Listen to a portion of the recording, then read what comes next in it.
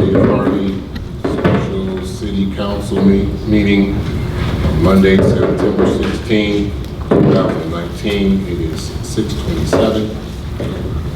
Clerk, please call the roll. Alderwoman Drolinsky. Present. Alderman Tolbert. Present. Alderman Crudup. Present. Alderman Key. Present. Alderman Randall L. Present. Alderman Rogers. Present. Mayor Clark. Present. We'll have the pledge of allegiance.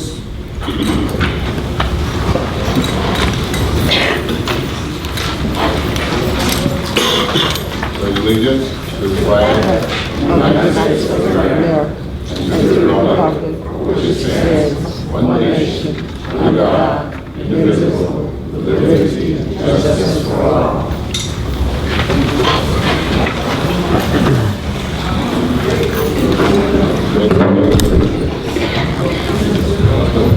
It's all over the place.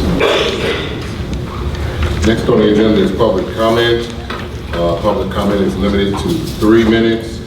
Please keep in mind that this is comment only. This is not question and answer. Our first person up for public comment is Gloria Martin, followed by Michelle Bowden. Gloria Martin. Good evening, my mouth is big enough, I don't have to go over there. I just have a question to ask about the sidewalk program. My sidewalk is in really disrepair. My husband has a walker, and he fell coming out of the house the other day on the sidewalk. And I want to be thankful to the Harvard policeman who stopped to help us out. Thank you.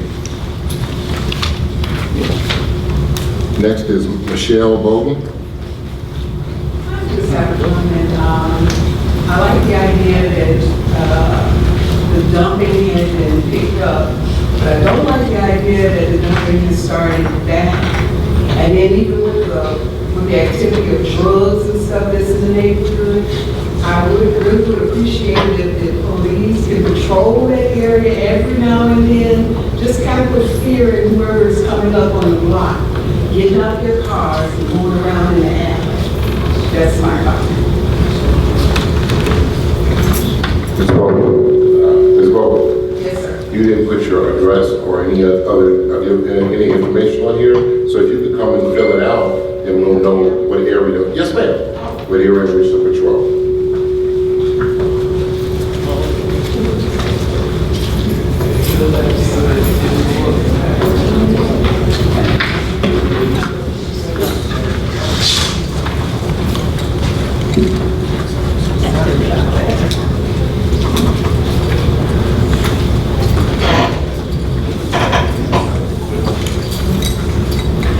And then finally, we have Carol Wilson.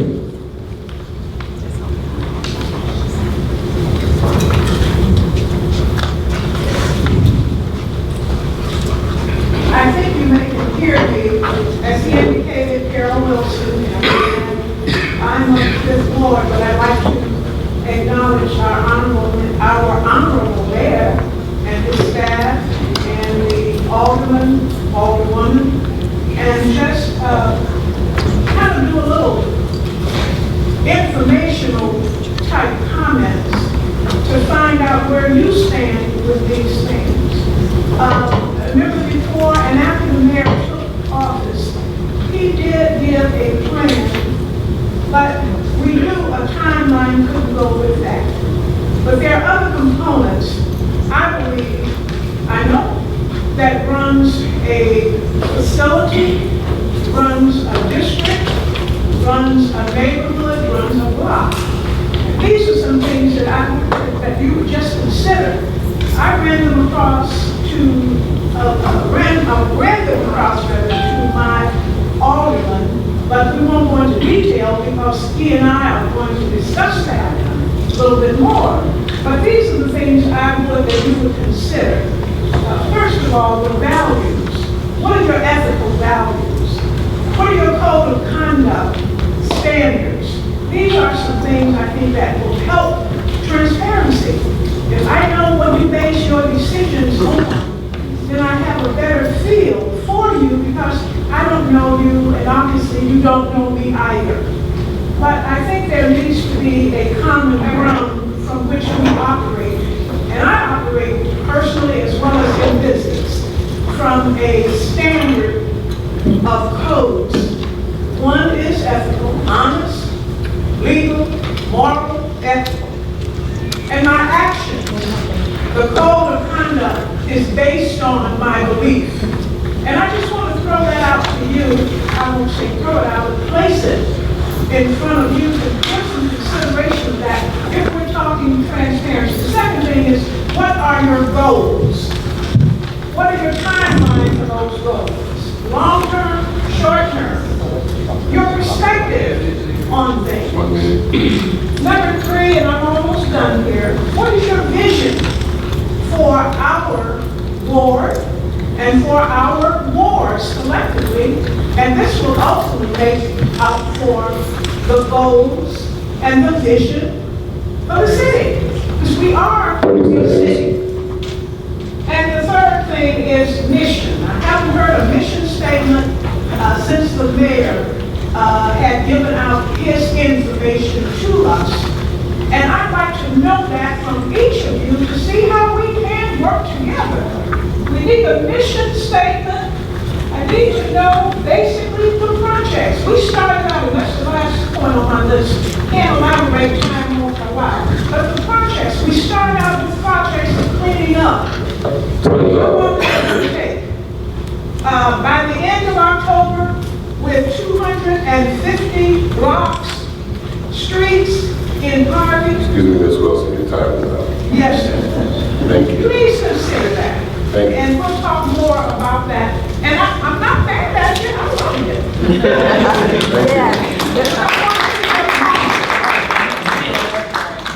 Next on the agenda is presentation by Corporation Council, City Council Workshop. Corporation Council. Thank you. Gary.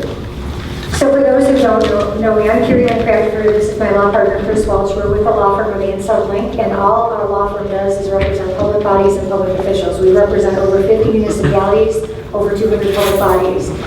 And we are actually the ones that requested to have this council workshop tonight. And there are a couple things that we wanted to address. First, working with a lot of public bodies, we worked with public bodies that are all moving in the same direction, and we worked with some public bodies that are broken. And we want to make sure that Harvey's moving in the right direction, and because I think that a lot of people on the council, the mayor and the aldermen, have kind of concerns about things that have been happening. So we just kind of wanted to talk about general overall procedures.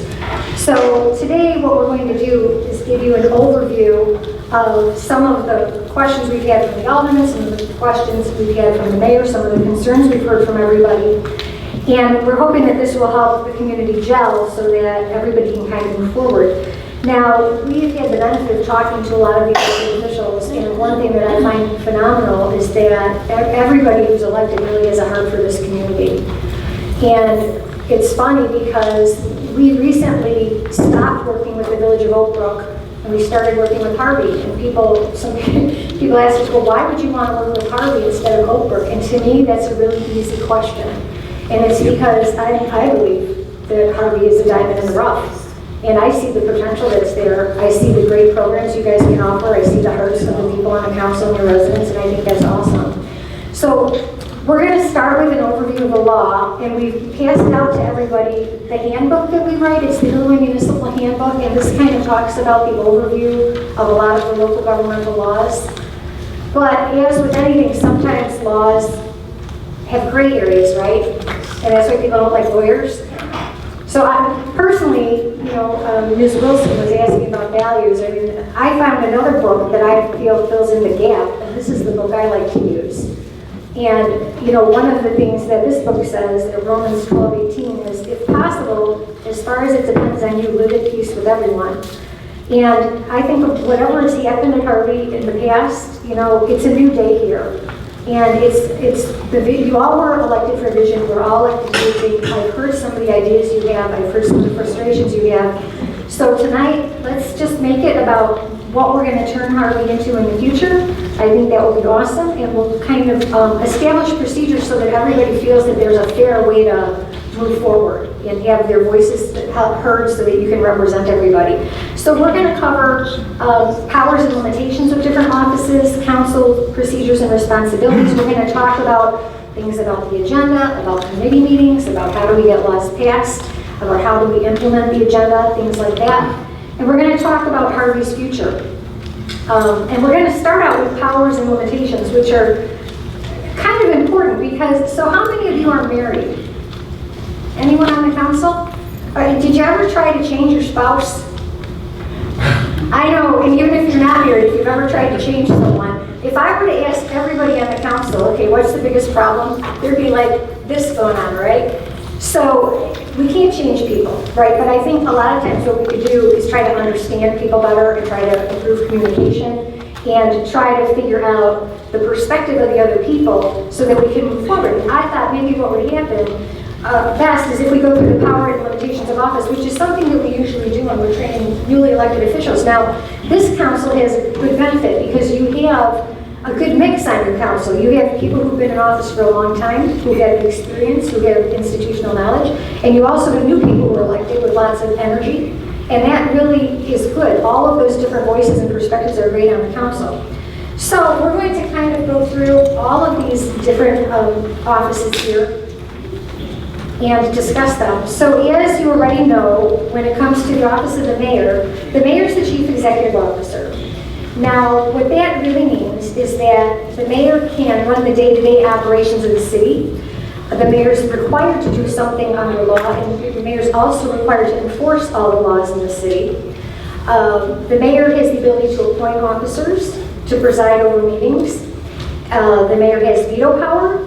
And when courts have considered cases about what mayors can and cannot do, the courts have usually broadly construed the powers of the mayor. The mayor also serves as the liquor control commissioner. In cases of civic unrest or emergency, the mayor can exercise emergency powers. And the mayor is one of the members of the city council, as well as a member of the corporate authorities. And corporate authorities is just kind of a fancy word for, who actually governs the city.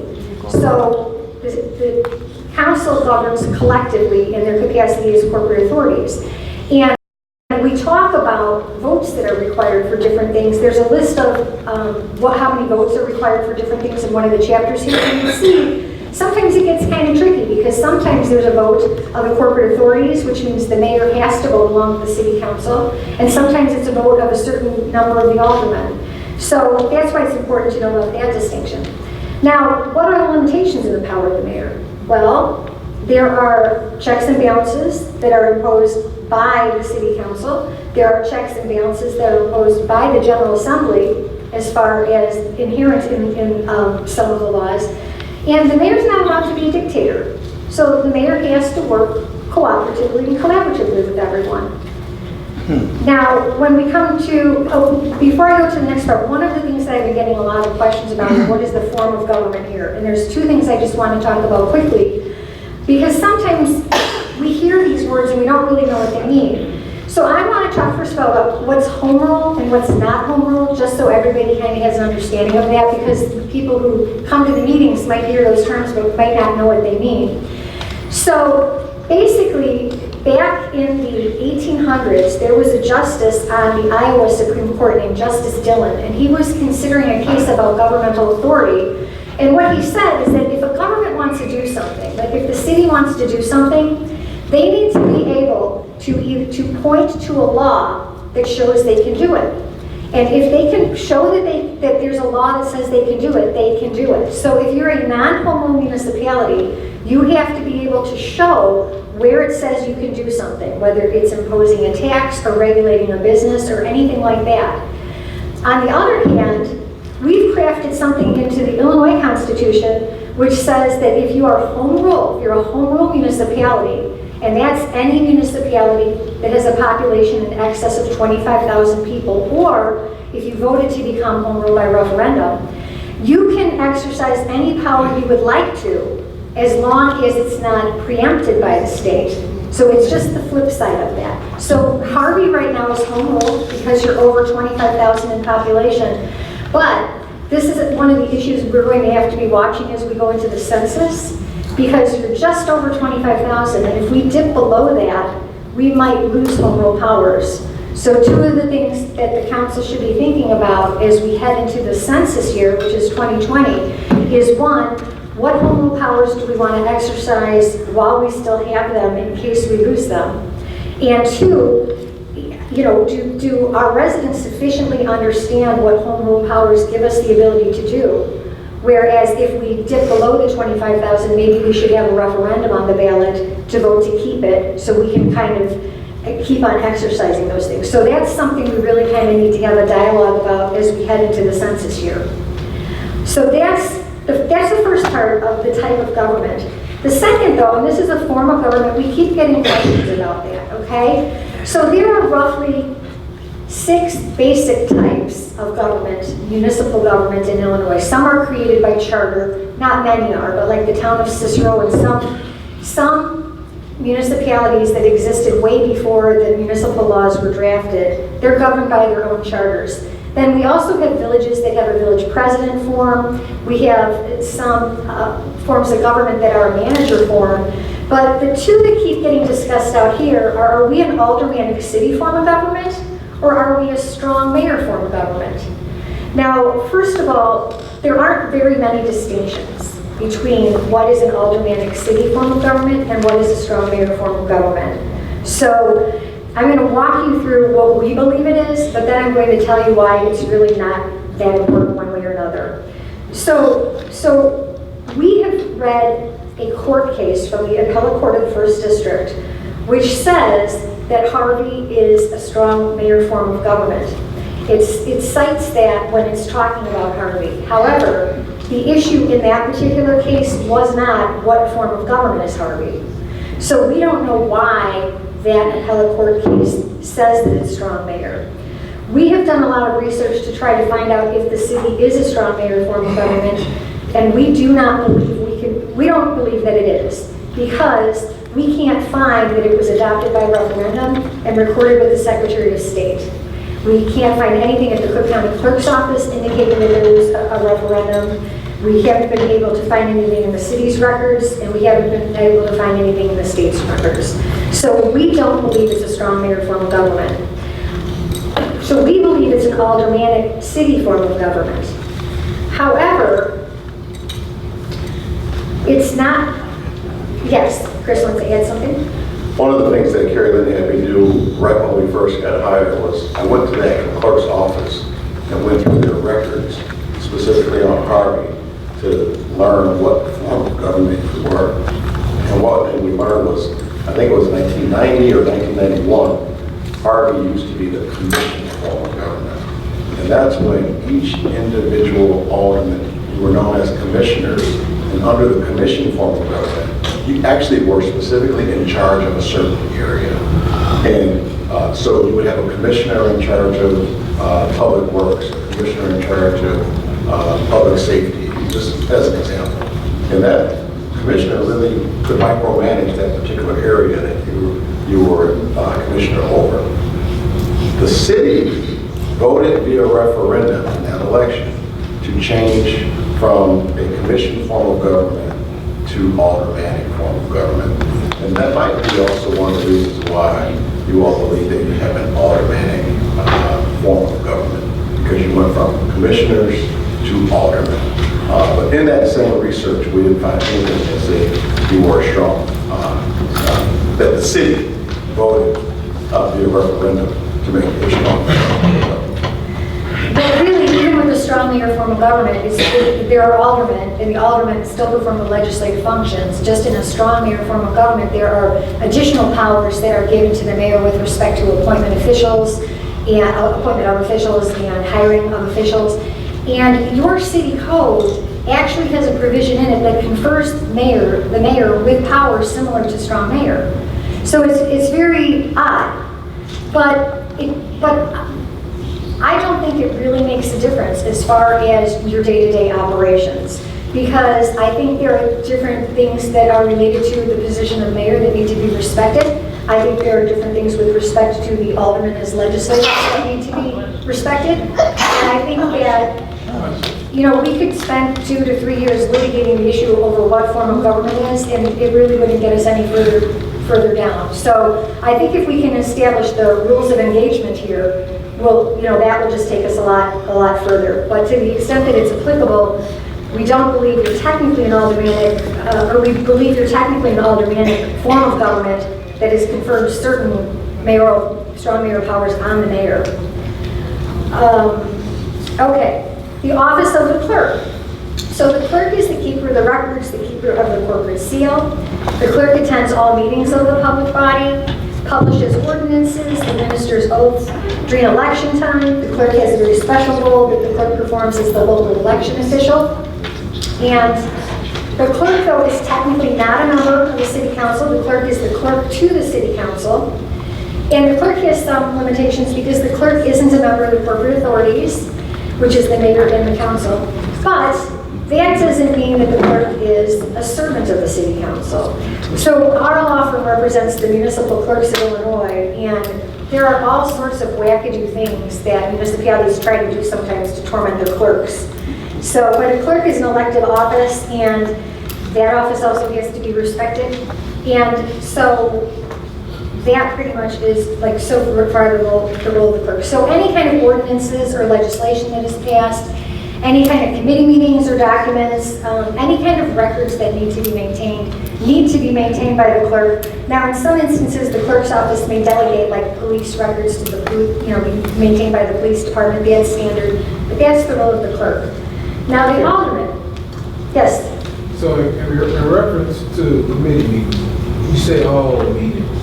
Clerk should come to committee meetings? Well, clerks usually wouldn't go to committee meetings. I know that there's been a controversy here about the keeping of minutes of committee meetings. Who's supposed to do that? Well, so the committee needs to make sure the minutes are taken. Normally, what municipalities would do is they would authorize the clerk to have a deputy clerk or a couple deputy clerks, and the clerk could assign the deputy clerks to take meeting minutes, because it would be really cumbersome and burdensome for the aldermen who are participating in a meeting to try to take them. But you can't like force the clerk to do it, so usually that's kind of the compromise. Yes?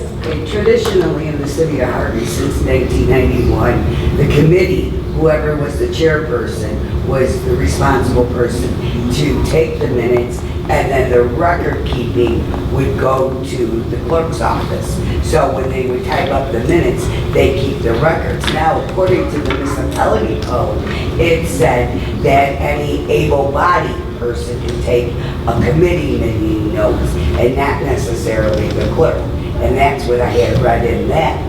And so it was in the municipality code. So if the clerk in other towns, there is not a town in the suburbs that the clerk takes the committee meetings. So as a representative, as the attorney for the municipality clerks, could you verify what towns that have the clerk actually taking the minutes? Well, some, as far as their committee meetings, Right, because traditionally, because of lack of money, the lack of money from the clerk's office and across the board, that's why the committee structure was the committeemen always took the minutes. And if it was been noted in the forensic audit, that the previous administration, that was in an audit regarding the 5th Ward Alderman, not the current one, was responsible for taking the minutes. so there's no law that says who has to take the Right. minutes. It just simply says they have to be maintained. And any able person. So that, right, so some municipalities, the clerk does it because the council has the clerk and the clerk has time and the clerk's happy to do that and it's fine. If the clerk is unavailable or has staff, sometimes the clerk can have a deputy clerk do it. I personally think it would just be challenging for the people running the meeting to try to take their own minutes. I think that would be very difficult. But frankly, that's a policy decision of the council. So you're going to have to evaluate whether or not do you want to spend money to have staff there to do it, or do you want to take it yourself? And cities do it all sorts of different ways. So that's something you have to decide. I think my concern with just minute taking period, even in committee meetings, is just, and it's not to say that the men and women on those committees, would do anything in regard to minute taking. But by having kind of an outside body, if you will, taking the minutes, it kind of ensures that the minutes are accurate. You know, and I mean, I'm not trying to say that this thing could happen, but the way I kind of think about things is, you know, we don't always know who will be in that seat, whether it's a different council that's elected next time, or a different clerk, or whoever. So if we close out the finance meeting, and I'm like, well, I'm not putting this in the meeting because I don't want that on the record, I don't want that on the record. I mean, I can simply do that because there's nobody else. But if there was the deputy clerk and she's keeping the meeting, she's like, no, that's what was said, this is what was done, this is what the recommendation was done. But after the meeting closed, if just us 3 people are in charge of doing the minute meeting, we can make it whatever we want. Yeah. So that's not a good system to me. So now I'm going to tell you my worst story ever about minutes. You reminded me of it. Thank you. I represented a township once, and the clerk was against the rest of the board, and she was taking the minutes of the township board, and she would write things like, the mayor stupidly said that, you know, like whoever she didn't like. I mean, she would write things like that. So finally, they were editing so many of the minutes that they hired a court reporter to come out and transcribe the minutes, and that was like chaos. But, so, I mean, this is one of those things where you have to decide, do you want to incur the cost related to it? Or, I mean, I know myself, even as the attorney, when I'm trying to take notes, if someone's asking me a question, I forgot the next, you know, to write down the next bit of notes. So that's one of the policy decisions that you guys will have to decide about committees. Attorney Carey, one of the things, we just closed out a finance meeting, and this was our 4th finance meeting. We to confirm what you're saying is that if you're a chair or a co-chair or a member of that meeting, you're probably going to be preoccupied doing other things that's really going to take away from your ability to accurately take minutes. And I do believe that certain municipalities do vote to have the deputy clerk take the minutes. And that's normally some of the circumstances that most municipalities do. And I was just wondering, is that something that we could maybe vote upon or something? Well, that's something that, I mean, that's why we wanted to have this workshop. Whatever ideas here, we'll have to go through the process of actually legislating that then. But yes, but if you're going to ask a deputy clerk to do that, it's going to be after hours and additional compensation, just as if you were going to hire someone else to do it. So. The budget does not have enough money to get the deputy clerk or my assistant to, you know, for them to take minutes. There's not enough money. I believe the alderman has enough money to pay somebody to take their minutes. The alderman have money. More money than the clerk's budget. Well, and that's a good point, that, you know, as the budget talks come up, you know, if this is going to be a cost, we would have to figure it out. Okay. So we did ask for a resolution at the finance meeting first time, then we discussed it at a legislative committee meeting as well about a resolution. I don't know why we never seen that, Carrie. I think because when it came to us, it was trying to direct the clerk to do it, and we felt the clerk couldn't do it. But if we ask for something, it's our job to determine if it's right. Pardon me? If we ask the council, because it was said to ask the committee first.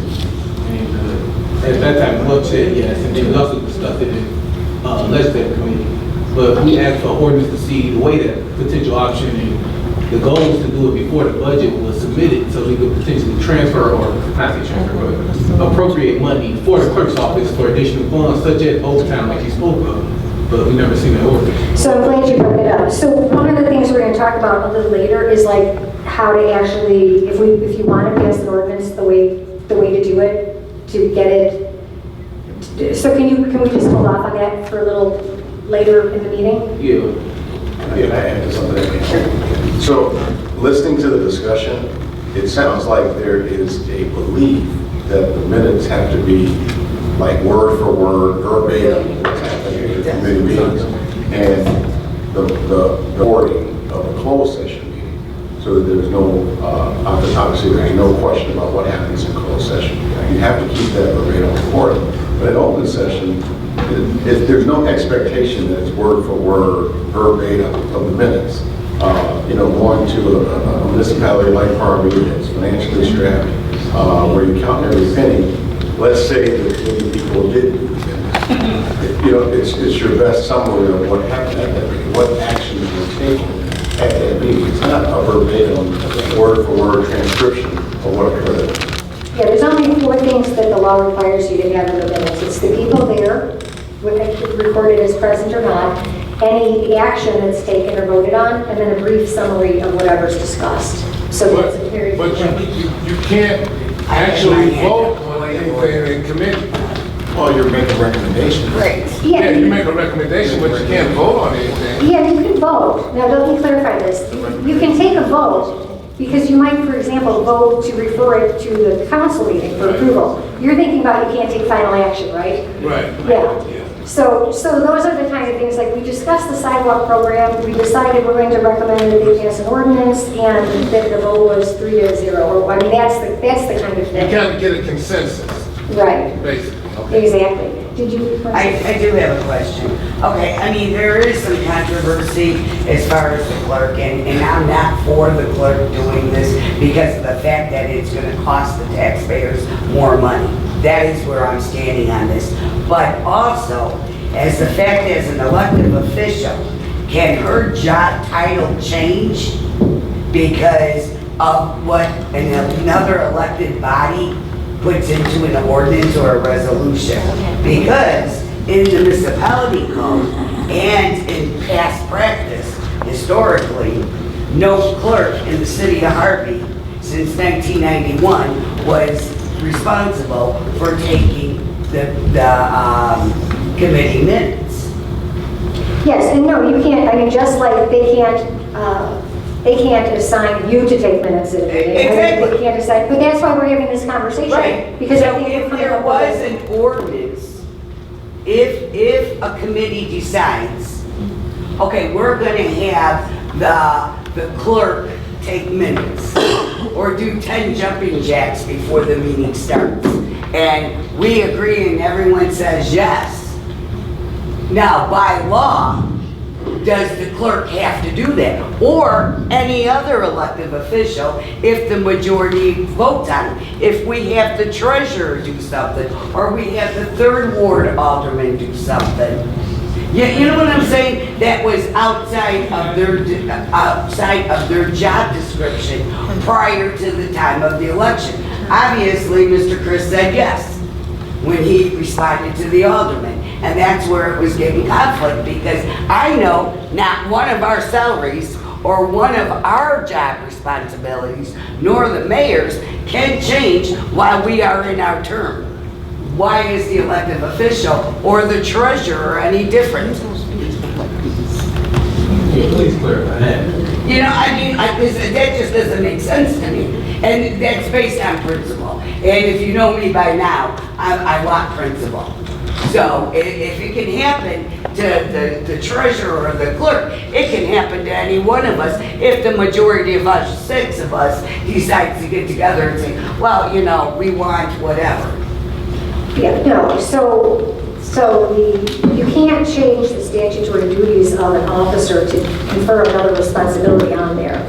Now, I believe what happened, you want to explain with the resolution? So I recall, because I was here that day, there were 2 meetings. I got here early, and the committee meeting was still going on, and that particular issue came up. And the council and the committee made the recommendation that Corporation Council draft a resolution having the clerk take the minutes. And I said I would look into it. Oh, you didn't say yes? I didn't say. Oh, my apologies. And then My I, apologies. I thought Alderman Tolbert said that you had agreed that was feasible. and then, I think by then, we already kind of had the idea that we wanted to be doing a workshop, and I thought we would talk about these So things. go forward. And I did get an email from the clerk right after that. Okay. Full disclosure, the clerk immediately sent an email the next day stating what she basically said here tonight. Right. That her office could afford to do that. Right. Right, because that's where it was based that you had said. And that was my concern as elected official. Can our job and our responsibilities to going forward, we cannot alter it, but prior to 90 days before the next election, right? We can do that, or we still can't do that. Some people's jobs are. You can't really change ever the duties of a statutory officer. Okay, I'm sorry. Okay. Yes, sir. So great, so we can't change the clerk, but the deputy clerk, seeing that she's not elected, couldn't we put in the code similar to like the powers the mayor's administrative officer have, or something like that? Couldn't we put a responsibility in the city code for the deputy clerk? That's part of my office. Yeah, well, I mean, you probably could request that the deputy clerk be delegated to do that, but it'd have to be encompassed within the salary of the deputy clerk. Well, I mean, but it could be a budget issue though. Yeah, or you can appoint it if there's, or have the clerk authorize a separate deputy clerk if there's, if you have the money for that and the current one is not able to do that. But here's part of the problem, okay? Part of the problem is, what if you have 7 different committees? And then all of a sudden, you have city council meetings and you have all these different, I mean, just the sheer volume of committee meetings could end up being a problem. And this board established a lot of committees. Excuse me. And so, but wait a minute, I do have one more question. So, even though, if I can understand correctly, even though we have the clerk's office and the treasurer's office, even though we can't alter an elected official's position, but we can alter the department's responsibilities? No, that's important. No, you can say, hey, Wait, no, we need to hire somebody to. Higher, even outside the clerk's office. It could be from, it could be, a welcome, a greeter. Right, you could, if you want to determine that they're going to be other employees, we need to look kind of see if they're within the hiring authority of the mayor or the council or whatever. Right, that's, But if you are needing someone to do that, that's right, I mean, it's going to be perfect at budget time to talk about that. Is it easier for you guys to just do the minutes? Do you want someone designated to do that? Is there a way you can do cost containment? Those are okay, things to talk about. so I can understand, again, because I'm a very simple person. As an alderman, in the clerk's office, I cannot control what the clerk does or suggest that the 6 of us control the clerk's function, but I can control her department's functions.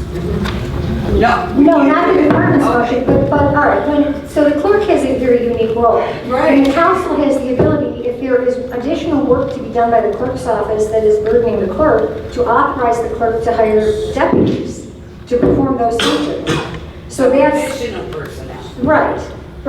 So that's it. So I mean, the council could ask, can the deputy clerk perform this function? If there's some reason why, you'd be entitled to know why. If you need to hire someone else to do that function, again, it goes to the It's in the question. municipality code, it says any able body in and outside the clerk's office. Right, so So it doesn't necessarily need me to be the clerk's office, it could be somebody from the mayor's office. We're just allocating another person to do the minutes. Right, it could be a part-time person who Gotcha. only does minutes. Gotcha. Okay, I just want to keep it simple. Yes. I was gonna say, I think, oftentimes when we get into these discussions, we're not really looking at the total picture sometimes. That's just my opinion. Like, honestly, we do have 5 committees in this city. 2 of those 5 meet regularly, and that's finance and the legislative committee. The other 3, you're almost looking at a situation where, it has to be something really going on in that area to whatever you need, okay? What are the other 3 committees? You have Public Works Committee, Police. the Public Safety, Economic development. Special No, you events. didn't vote on the economic development. Special events. yes, and special events. So those other 3 are really not gonna be meeting consistently like that. And even so, finance, for the most part, outside of budget, dealing with the budget, once a year, we had a finance meeting today that was every bit of 10 or 15 minutes long. 12 minutes. What was it? 12 minutes. So again, when we're talking about it's gonna cost this money and spending all this, let's really think about that. It's not a lot of money that we're talking about here. Right. And the crazy thing from my perspective was that if we pay somebody from the outside, right? Like if it was me, if I'm gonna come here and take minutes for a meeting that's gonna last 15 to 20 minutes, 30 minutes at the most, what does most people say? It's gonna be whatever amount, but it's gotta be a minimum of 4 hours, because I'm coming here. So it doesn't make, we're actually wasting more money hiring somebody from the outside to come in and take minutes for meetings that really don't last that long. I guarantee you, we'll end up spending more money bringing somebody from the outside to do this than to try to get this done in-house. It just doesn't make sense. And then in addition to, as far as the overtime issue, as far as paying a deputy clerk or an employee, because the meetings are being held after 5 o'clock, let's just change the time to the meeting at 1 o'clock. So during the regular work hours, okay? Now we've eliminated the overtime aspect of it, okay? And like you said, we only have 2 real committees that really need the minutes taken. So I don't see a real big issue. And but to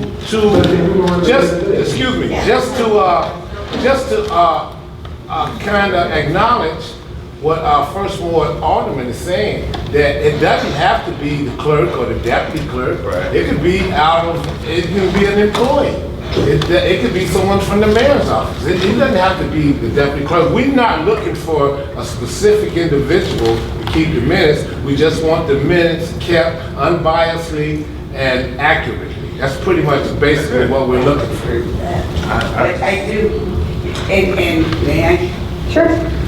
Alderman Tyra Rogers, you bring up a very interesting point. Our job positions are part-time. If you're working full-time, which the majority of us do, how can we accommodate a 1 o'clock time frame? I mean, you happen to be retired. You're one of the fortunate ones. I'm looking forward to it, but I'm not there yet. But I mean, realistically, so and for the public to attend. Well, if they're working during the day, that's why it was scheduled in the evenings. Well, Unlike Chicago, where they're all there and they're during the morning hours. Well, Alderman Drewinski, to address that, you can look at the glass being half full or half empty. When we set out to be elected officials, we understood it was a part-time job, but we also understood that we have an obligation to the residents of the city. And sometimes that means 9 o'clock in the morning, and sometimes that means 1 o'clock in the afternoon. Not the fact that I retired, the fact that I ran for this office and I hold this office. Now, people that sit on the committee also have to understand that, hey, prime example, Mrs. Pickett, the city treasurer, she works downtown, gets off at 5 o'clock. She can't make it back here until 6. So I wanted to be accommodating, so we moved the finance meeting to 6 o'clock so she could attend the meeting, so she could be kept abreast. I would like to keep her in abreast and inclusive on what we do. But on sometimes, if it comes between actually having a city employee take minutes, okay, then Ms. Pickett would have to try to make it to the meeting at 1 o'clock, for example. Okay, but in reality, since 1990, the alderman kept it. And if you can't do it, then one of the 3 will take minutes. And then you don't even have to worry about any of the time frame. But enough on that, I agree. The clerk has one thing she's been trying to say here. It's just that there's so much work. I wouldn't be able to have someone come in at your meeting at 1 o'clock because we are so busy there. Again, it doesn't have to be from your office. Okay, and so I'm not responsible. I do not want to be responsible to look for that person. Okay. You guys can do it.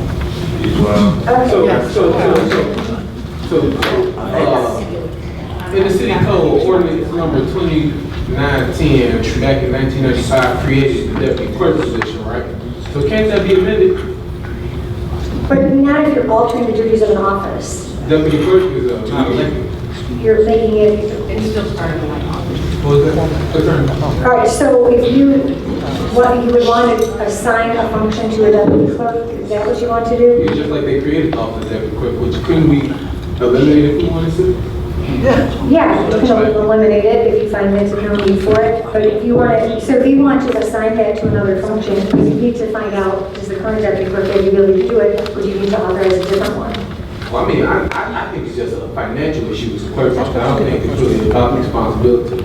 I mean, I think it's something that should have been discussed in the budget, but it wasn't. So, the moral of the story, the Alderman will take the minutes and try to review them. That's the moral of the story. Okay, I mean, it But you sounds, didn't answer my question. So can the deputy clerk position or this stuff here in the code be changed? you're altering the duties of, Non-elected position. yes, you probably could assign that function to deputy clerk. That's what I want to know. Thank you. All right, so we're getting off track here, so let's see. So aldermen are members of the city council, as you know, your legislators, your representatives of the residents of your ward, and certain laws require action of the aldermen, and some requires the corporate authorities. We talked about that, certain rules of that. The limitations are aldermen are not micromanagers of the day-to-day operations of the city, and when they are acting as the corporate authorities, that also requires the participation of the mayor. So, yes. I think that's the one point that really underscores the difference between commission form of government and automatic form of government. Under commission form of government, if you were the commissioner of that particular area, you really did get to micromanage that particular area of the city government. Under automatic form of government, the mayor and the administrator run the day-to-day operations of the city. You only have authority when you're sitting here as the corporate authorities. That's the big difference that the voters changed when they went to that referendum in 1991. So we go back to those definitions of comptroller and treasurer that we didn't get a chance to I watch have it. questions from the audience at this time. Well, we didn't get a chance to watch it. Yeah, no, We're the audience. that's next. Okay, thank you. Yeah. Did anyone else have a question about this stuff? Yeah, I was gonna say, can you just elaborate a little bit on the requiring participation of the mayor? Okay, so because the municipal code defines corporate authorities as the mayor and the city council, when there is an action that is given to the corporate authorities, it says the corporate authorities can do that, it presumes that the mayor is one part and the council is the other part. Correct, okay. Does that make sense? So with the management of the day-to-day operations, right? And again, this is not because I don't know, but I do know that for the history or for the longest in the city of Harvey, the role of what aldermen do has kind of been altered in public perception and actually in reality. I mean, we had aldermen that were doing, street work and whatnot. So to this very day, there are a lot of residents that believe that that's what we're supposed to be doing, to the point that you're kind of held responsible for, let's say, high grass, potholes, broken sidewalks, the lights being out, things of that nature. So when I'm asking that question, is not because I don't know, but again, this is also an opportunity for the residents to understand that that's a day-to-day operation thing. That then becomes the mayor's responsibility. That is not the alderman's responsibility, although we play a role from more of a reporting standpoint, which I encourage all residents, you can always report something to me, but understand that I'm gonna do the exact same thing you just did. I'm gonna report it to the mayor. Okay? So you could either report it directly to me, or you can report it to the mayor, because I don't own lawn equipment. I don't own any equipment that can repair potholes or street curbs. I don't own it. It's owned by the street department, and the street department is managed by the mayor. So I just want to be clear to that. Yeah, no, that's a good point. I mean, that doesn't diminish the role of the alderman, because the aldermen have an important voice. They need to advocate on behalf of their voice. But you're right, sometimes you get stuck because someone comes to you and they want their sidewalk fixed, and everybody in town wants their sidewalks fixed. And so you forward that request, and it needs to be juggled along with all of the other things in the city. So, yeah, that's a good point. So I think that's a great question, and one that really zoned in on. Because in my time in attending a couple of meetings, I've heard aldermen get out there cutting grass, aldermen doing certain things. And as your lawyer, one of your lawyers who've inherited your litigation, it concerns me when I hear aldermen out there cutting grass. Because if you hurt yourself, step on a pothole or something, aldermen are not employees of the city. You're elected officials. And so if you call the mayor and the mayor sends someone from Public Works and something, or to have no employee cutting grass, there's laws that cover that. But if you all were out there, that's different. And so, again, it goes back to understanding your role. You're legislators. Right. And if someone is bringing something to your attention in your ward, it's your job to bring that to the attention of the mayor and the administrator. Exactly right. Excuse me, may I add to that? My first term, the previous mayor allocated a beautification account, which each alderman, and you're absolutely right, I echo your sentiments. Each alderman were responsible for doing their own grass cutting. Every ward got $50,000 in my first term in 2011. And we had to cut our own grass. $50,000, and we had one alderman, the 4th Ward alderman, spend $18,000 for snow plowing. We had another one spend $30,000. I was able to get the 1st Ward completely done for the season at that amount. So I was able to keep up, but I've never cut the grass. That lasted 2 years. 2 years. Then the previous mayor took away the beautification account. And that's when the alderman stepped up, and in your particular one, you're the previous alderman of the 6th Ward, and I believe the alderman of the 4th Ward, each took their expense account and bought a lawnmower with it. And that's when they started advertising not advertising, but saying that they're trying to take care of their ward to the best of their ability. I, on the other hand, in my first ward during that time after the 2 years, did exactly what you did. I put it on every flyer. I told people what the responsibilities are, informed them, and went over that. So that's where, as the Alderman Randall Ellis was saying, where people were expecting the alderman to do the grass cutting. And it's virtually impossible if you have approximately even 50 abandoned homes in your area to take care of, and you know how long it takes you to do your own lawn work. So that is a very point, and It was also brought out recently because I submitted some requests from the 6th Ward that city employees and aldermen are not allowed, are not supposed to go on certain parcels, certain lots, unless you know who's the owner. And it's actually illegal to go on somebody's property and cut the grass. And so that's why it's imperative that the mayor's office, because they have access to know, which parcel of land belongs to the city, which parts belong to the assessor's office or a private owned, because you just can't go up on somebody's property because you get a complaint of tall grass and start cutting. So, and we don't know that.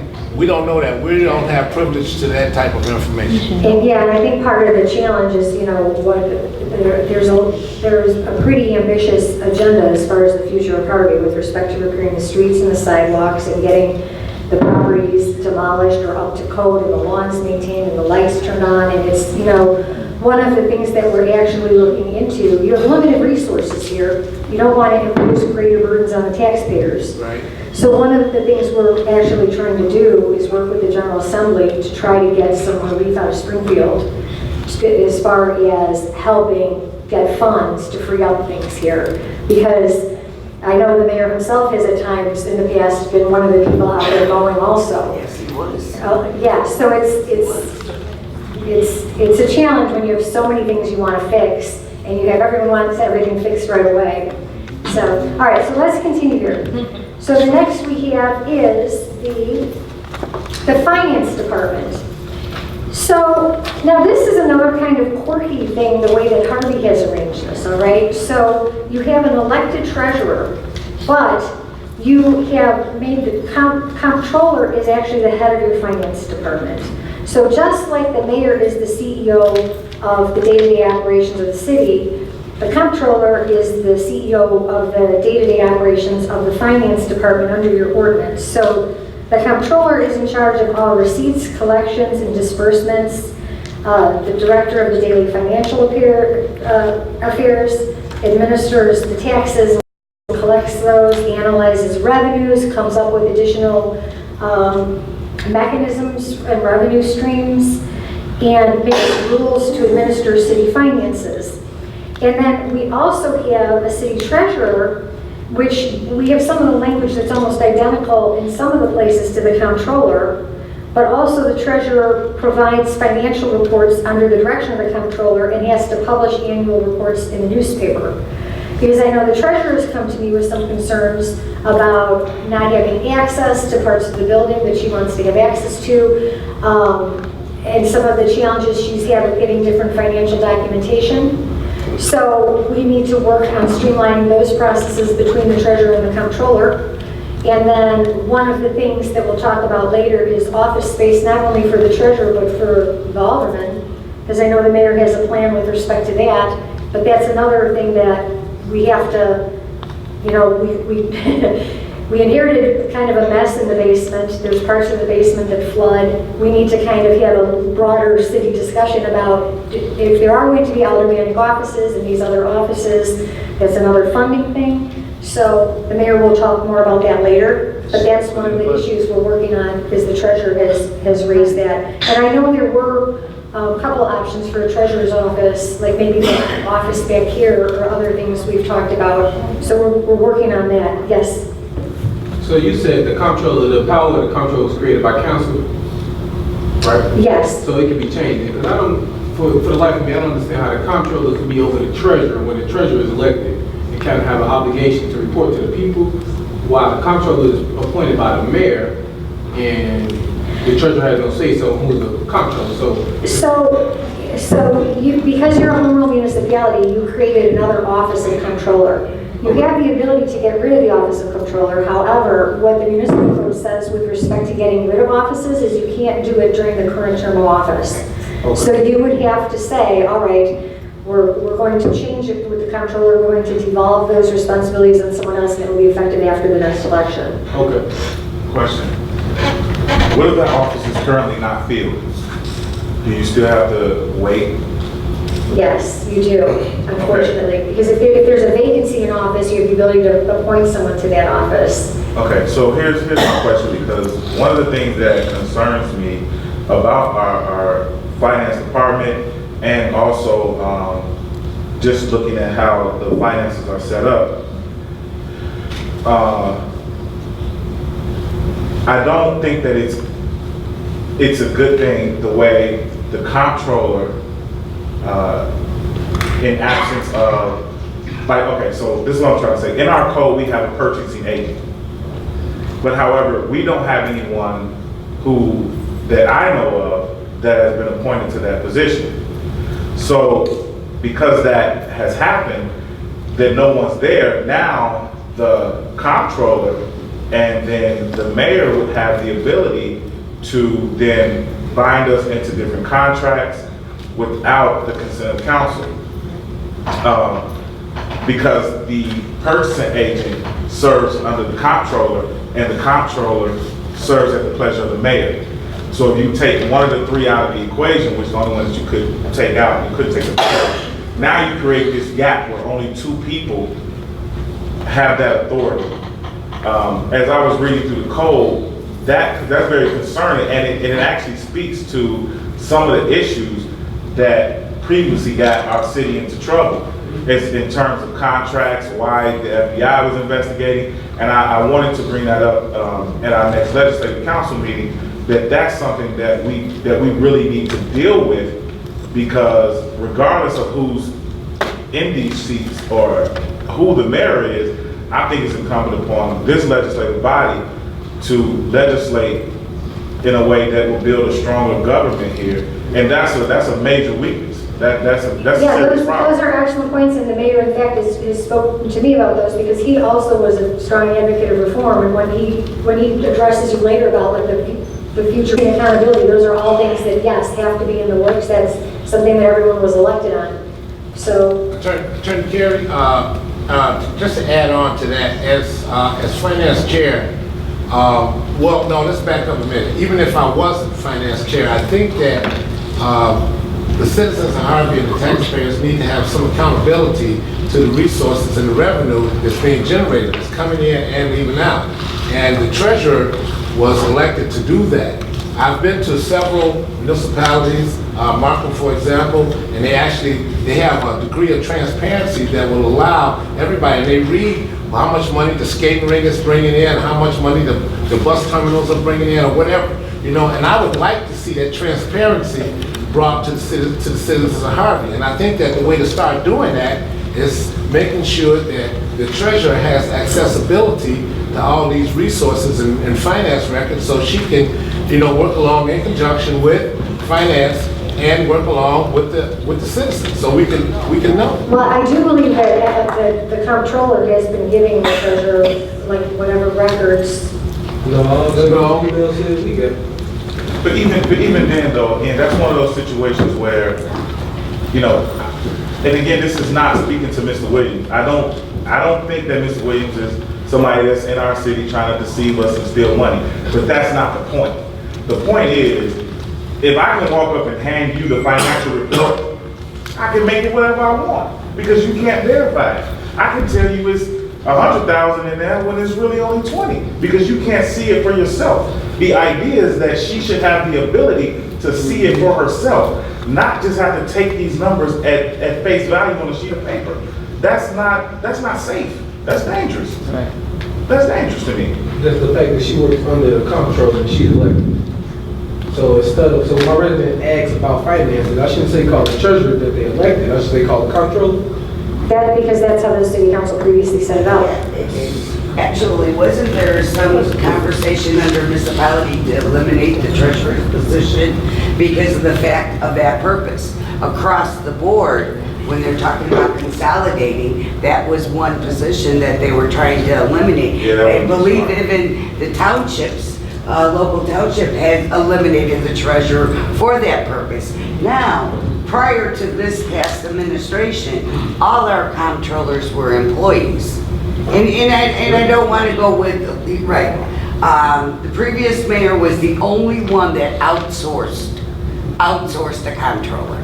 Everyone else was an in-house employee of the city. And that's different consequences. But, I mean, again, that's only because I've been here a lifetime. But, yeah, to the they were extent- trying to eliminate that for the simple fact that by the time you go with the treasurer's salary and then accommodations to eliminate that role, because like you said, it is written that they are under the comptroller. The comptroller is the networking source and they provide information. But Historically, I mean, that's, But that doesn't mean that it's not really important to have transparency. oh, no, Right, we're right, talking two right. separate You need things. checks and I'm all for balances. that. No, I'm So all for that. the treasurer has started telling me some of her concerns, and I'm kind of late to the party. You guys are way up more up to speed on that than I am. And so, she's sent me the request for pension records. I'm working through that with the comptroller. She's told me about office space. So we're continuing to work on those so she has access to the Can I information. just ask this question just so I'm clear?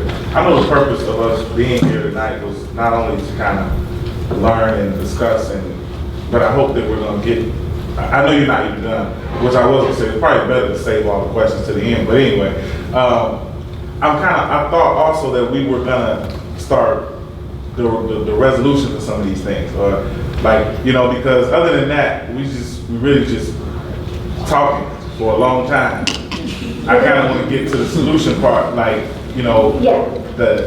that part of this at some point throughout the night. And I'm just hoping that those certain things that we were supposed to kind of say, get the consensus on and move forward on. Well, what I'm at least trying to do is just lay the groundwork to do that. Yeah, So we okay. have a framework Okay. going forward. I think there's a lot of issues, and I think that we're not going to solve them all tonight, but if we can have the groundwork so the aldermen know if they have a concern, how to do it, and if the mayor has a concern, he knows how to handle it, and everybody's, I just want everyone on the same page, so I think we'll at least go that way. It might take us another meeting or two before Think so. we can actually get everything done that I we think need. we should better get a few resolutions down and paper. Okay, so I'm looking at the code in regards to the comptroller, and they actually have a requirement of annual estimates of expenses. So what can the council do when we don't get them on time? So, What can the council do and what? when the comptroller don't report these annual estimates of expenses according to our code? The code says he's supposed to, the comptroller shall, on or before the 15th day of May of each year, submit to the corporate authorities a report of the estimate of the funds necessary to defray the expenses of the city government. I have never received a report from the comptroller. Okay, I'll look into that then and find out what's happening with the reports, but I know there's some other things we need to streamline, like about your whole appropriations ordinance process and the levy and everything like that. So I mean, maybe one of the next workshops we'll have is just on financial things or something like that. But I'll get that information for you. I'll find out about What that. duties are the same between treasurer and comptroller? What duties are the same? Because you said that the treasurer shares some of the same duties as comptroller. So could you specifically tell us what those duties are? It says the same thing about it being overseeing the receipts, collections, and disbursements.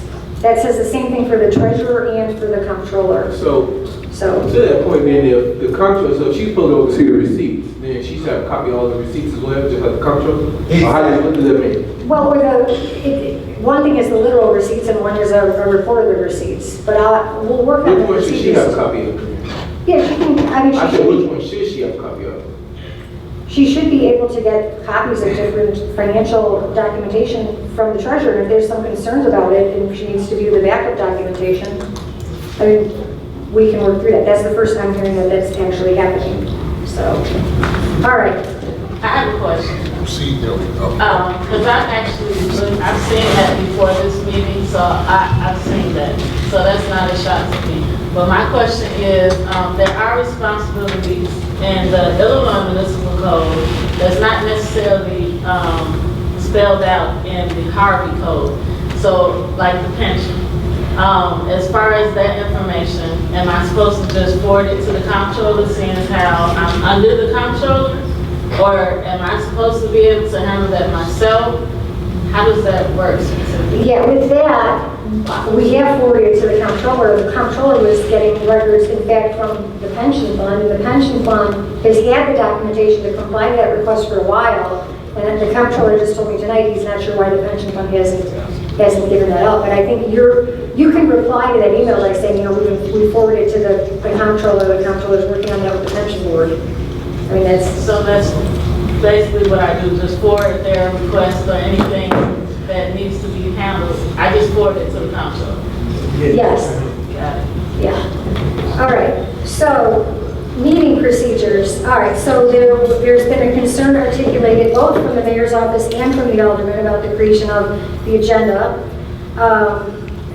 We had aldermen have concerns about how legislation is passed. We've had the mayor had concern about some legislation. We want to talk briefly about committees and about minutes. So, I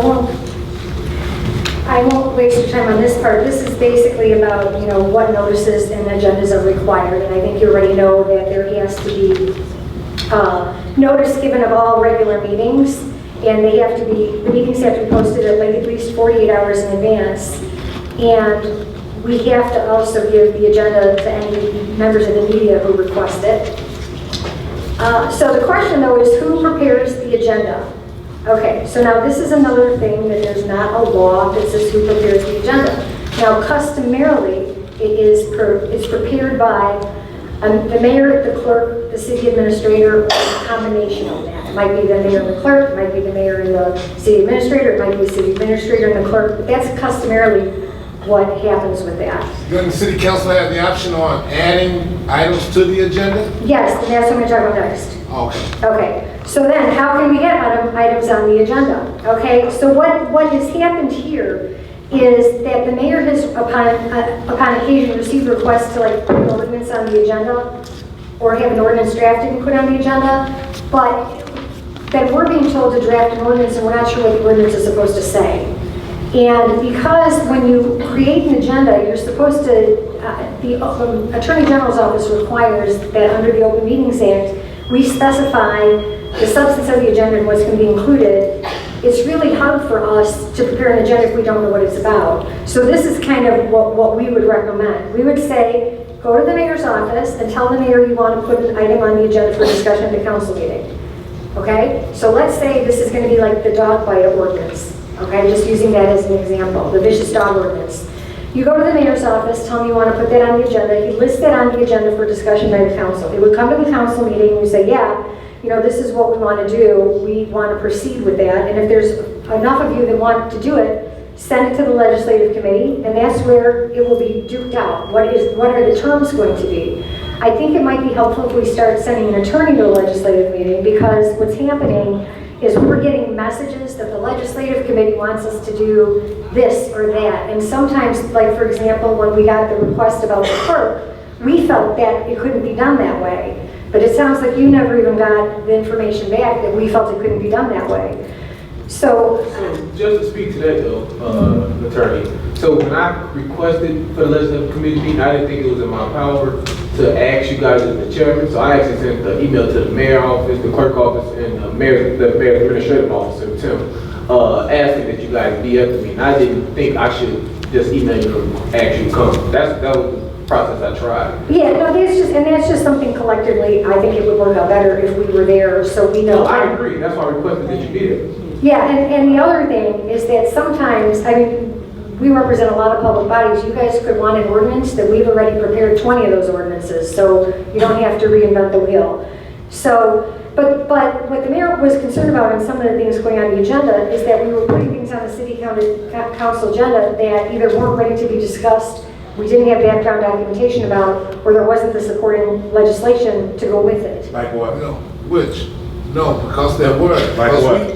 We had writing, we had resolutions written up by a different law firm other than yourself, requesting some of the items that we put on the agenda. Now, you said that there was a requirement that a certain amount of council members had to request something to be put on the agenda. I think that requirement is 3, okay? And we've submitted several agenda requests with 5 signatures on it, okay? We exceeded. With the background documentation? Yes. I mean, well, see, that's what I said, like what, because some items, there wasn't even necessary to have any background. For instance, just selecting a mayor pro tem. What background information do you want for that? That's weird, but I think we can be here all day on that. I think that's what I was saying earlier. You got 6 aldermen here, including the mayor. Let's figure out what the process will be for putting items on the agenda, get a consensus vote, and move on. We can discuss exactly what we want for that process right now, and just move on. And like we discussed prior to this meeting, I thought it would be a great idea to have corporate counsel write the agenda. If you wanted correspondence with one of the aldermen, it didn't matter who it was, but your firm would be responsible. Let's take it out of the clerk's office, let's take it out of the mayor's office, and let's put it in corporate counsel's hand. You write the resolution, and we vote on it accordingly. That way, you know, everything is done above table. Okay, let me just tell you what my concerns about that process. So we usually don't prepare the agendas for our municipal clients. If you, let's say you call me and you want me to do an ordinance, okay? And it's regarding recreational marijuana or whatever. There's not a standard word. I wouldn't know what the council wanted in that ordinance. I wouldn't know, even you could tell me what you wanted in it. But that's why the process really should be. Discuss a committee first, maybe? Well, bring it to the council, okay. Send it to committee. The committee, you know, we're at the committee meeting, we can work with you on it. It comes back before the council, we flush it out and gets passed. But what I'm saying is, like, I feel like we added an extra step. All I'm saying is that, and this is, I mean, just hear me out. We start at council, go to legislation, go to legislative committee, then go back to council. What I think the simplest form of that is if we have it where a member of corporation council attends the legislative meetings, we can, let's say, have a discussion on a marijuana ordinance, right? You're there, you're present for those discussions, so we understand that we're getting the legal parts of it taken care of. You draft that recommendation to pass this ordinance, then goes to the full council. Right.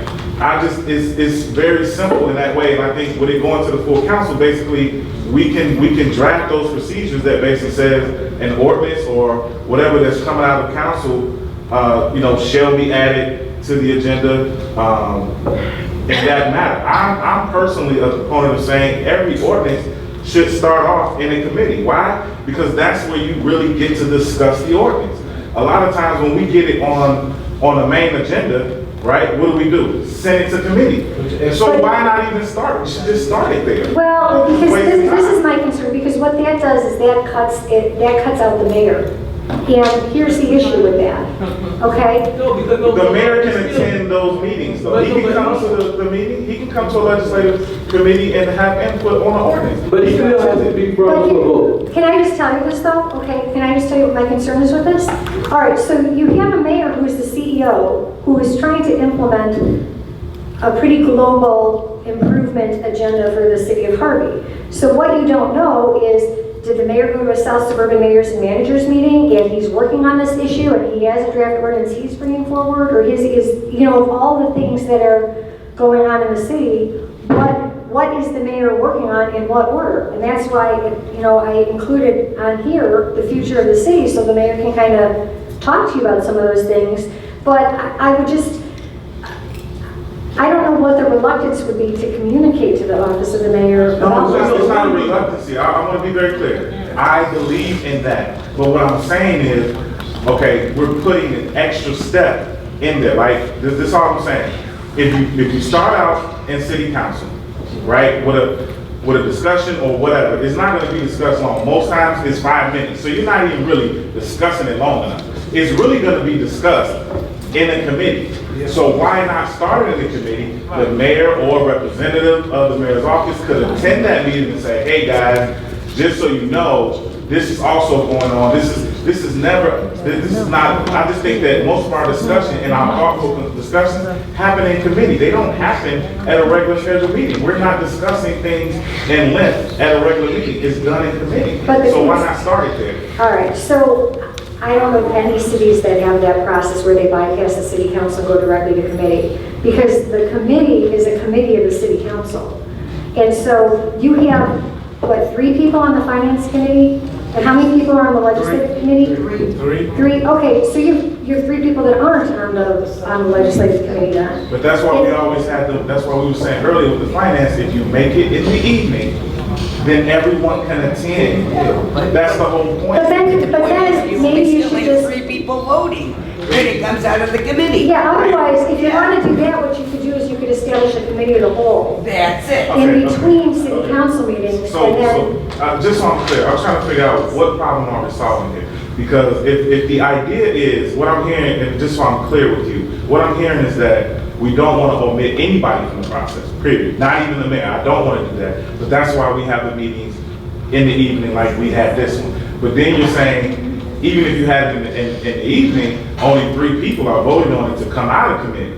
Well, that doesn't change the fact that you still need to get the whole vote of the council to pass it. So it don't make any difference. Meeting of the whole. But wait a minute, can I ask something here? Not every ordinance and resolution needs to go to a committee. Right. Not every. That's not what we're talking about. I realize that, but I want to share this. What we're trying to do is you have your committee. Just say you want to make it where everyone has their outside lights on. Okay, we're gonna put everyone has to turn on their lights, outside lights on. Something very simple at 8 o'clock. I came up with that idea. So I would go to the general service, or in this case, I don't even know where it would fall under, would say, you know what, I got an idea. So that could go on the committee meeting, on the committee thing. I talk to the mayor, talk to the liaison, let's make everyone, light up the city at 8 o'clock, everyone will turn on their outside lights. Then it would go and be discussed in the committee. If the committee of that organization agrees with it, whether it's 2 or 3, the majority wins out of the 3 voting, then it would go to legislative council, where the whole council votes on it. But when you come up with an idea, when 3 people are getting together, oh yeah, let's put this on there, that, whatever your ordinance is, this is what we want on the committee. Now, came out of committee, we want it on the agenda as a whole, it may be something totally off. Then you vote it down. I don't think But so. that's the point. But why you vote it down, but the fact of the matter is, you're putting it on the agenda for what purpose? And all that time, it could have been completely I don't think avoided. that every single thing that comes out of committee has to go to legislative committee. But I mean, as far as financing, we're talking about paying finance bills. is something different. Right, we're paying bills, we don't need. No, what I'm saying, no. What I'm saying, again, I think we're getting sidetracked. I thought we were talking about the process by which items will be placed on an agenda. And then in that, we kind of faded off into how we would get ordinances even drafted by you. So again, so from what I understand, you're basically saying, because you almost don't answer the question of how we get the item on the agenda. Because at the same time, I thought first we said 3 or more. So even if you're saying 3 or more, there are 3 people in committee. So you still got 3. Okay, now on the top of that, you're saying start it off as a discussion item for a regular scheduled meeting.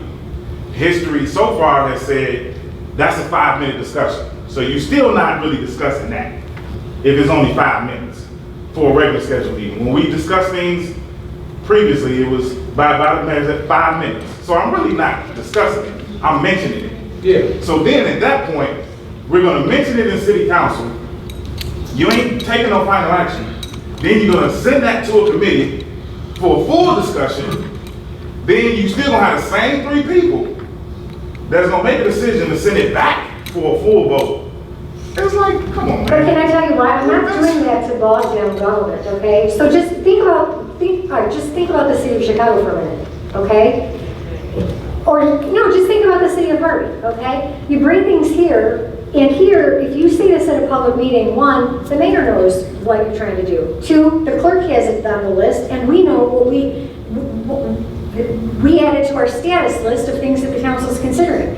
The administration knows, the public knows. Okay, so that's everyone who's put on notice if something is even briefly just discussed for 5 minutes at a city council meeting.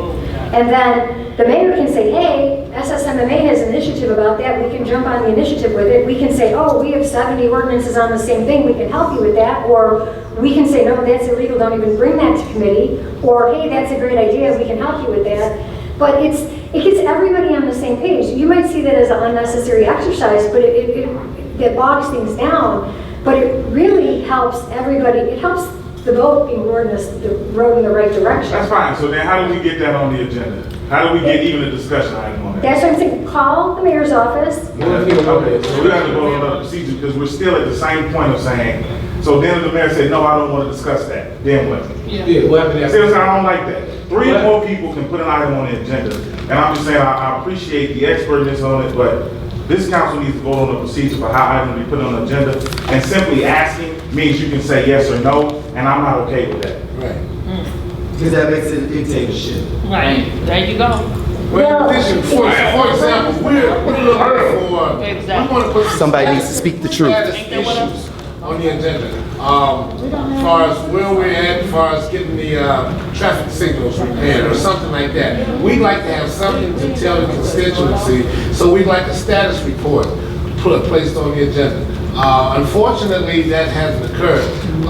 And we would just like to have a method of putting things on the agenda that's going to benefit the citizens of Harvey. That's pretty much it. We're not asking to put anything ludicrous on there. Yeah, no, and I don't feel like you are, but and the mayor will address this a little later during the meeting, all of the things the city of Harvey is trying to accomplish right now. So here's one of the reasons why I think these things need to be processed through the mayor's office. If there's 140 different projects that the city of Harvey is, you might want to report on the sidewalks, and you might want to report on the lights, and you might want to report on the police department, I think everybody needs to gel on this. Yeah. Now, the mayor doesn't want to be the roadblock to We're in the dark though now. I can't report on anything because I don't know anything. So yeah, and I think the reason for us we all have different reasons why we might want to report. So Alderman Rogers might want to report about the sidewalks if he has a constituent complaining that the sidewalks are messed up. I might be asking about what's going on with the demolition from the building department because I got a building that needs to be torn down. But if we took that in private, I want the public to know. Exactly. And if we had a public meeting, I think that's the appropriate time to actually let the people know that as their alderman, I'm asking about their concerns.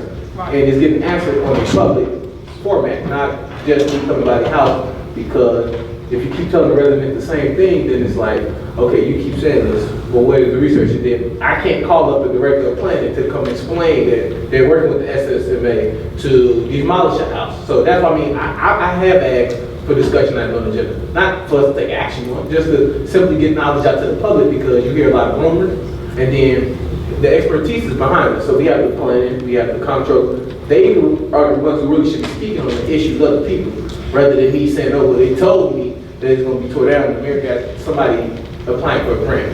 But part of the challenge to that, you're absolutely right, people deserve answers to their questions, but the normal process would be for the alderman to go talk to the administrator in the mayor's office and get the status report back. I was told we shouldn't. Because here's the issue though. I mean, how many constituents do you talk to in between board meetings? One?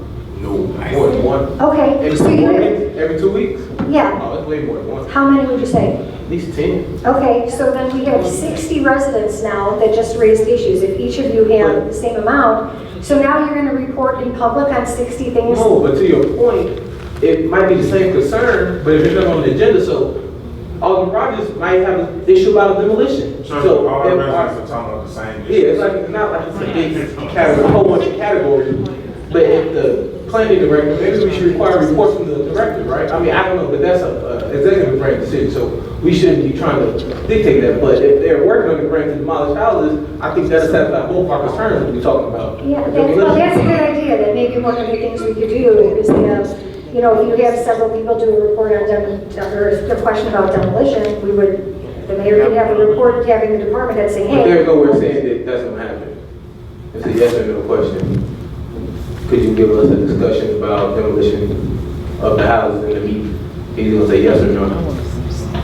Well, that's why we're developing these procedures now for everybody to bring these things forward.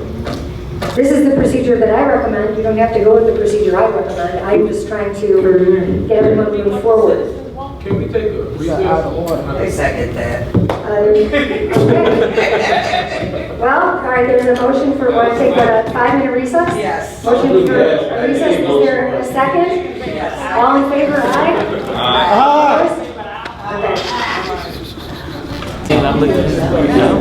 Ladies and gentlemen, and aldermen, I guess, before we get started, I just want to remind you, first of all, thank you for so much for coming, but as we proceed through the rest of this meeting, please refrain from comments from the audience, and please refrain from shouting down questions from the audience.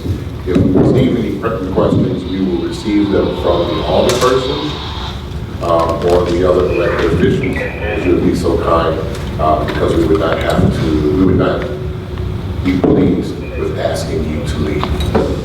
So please don't put us in that position. Just go ahead and follow the rules. We're trying to learn some things and trying to go on the same page here.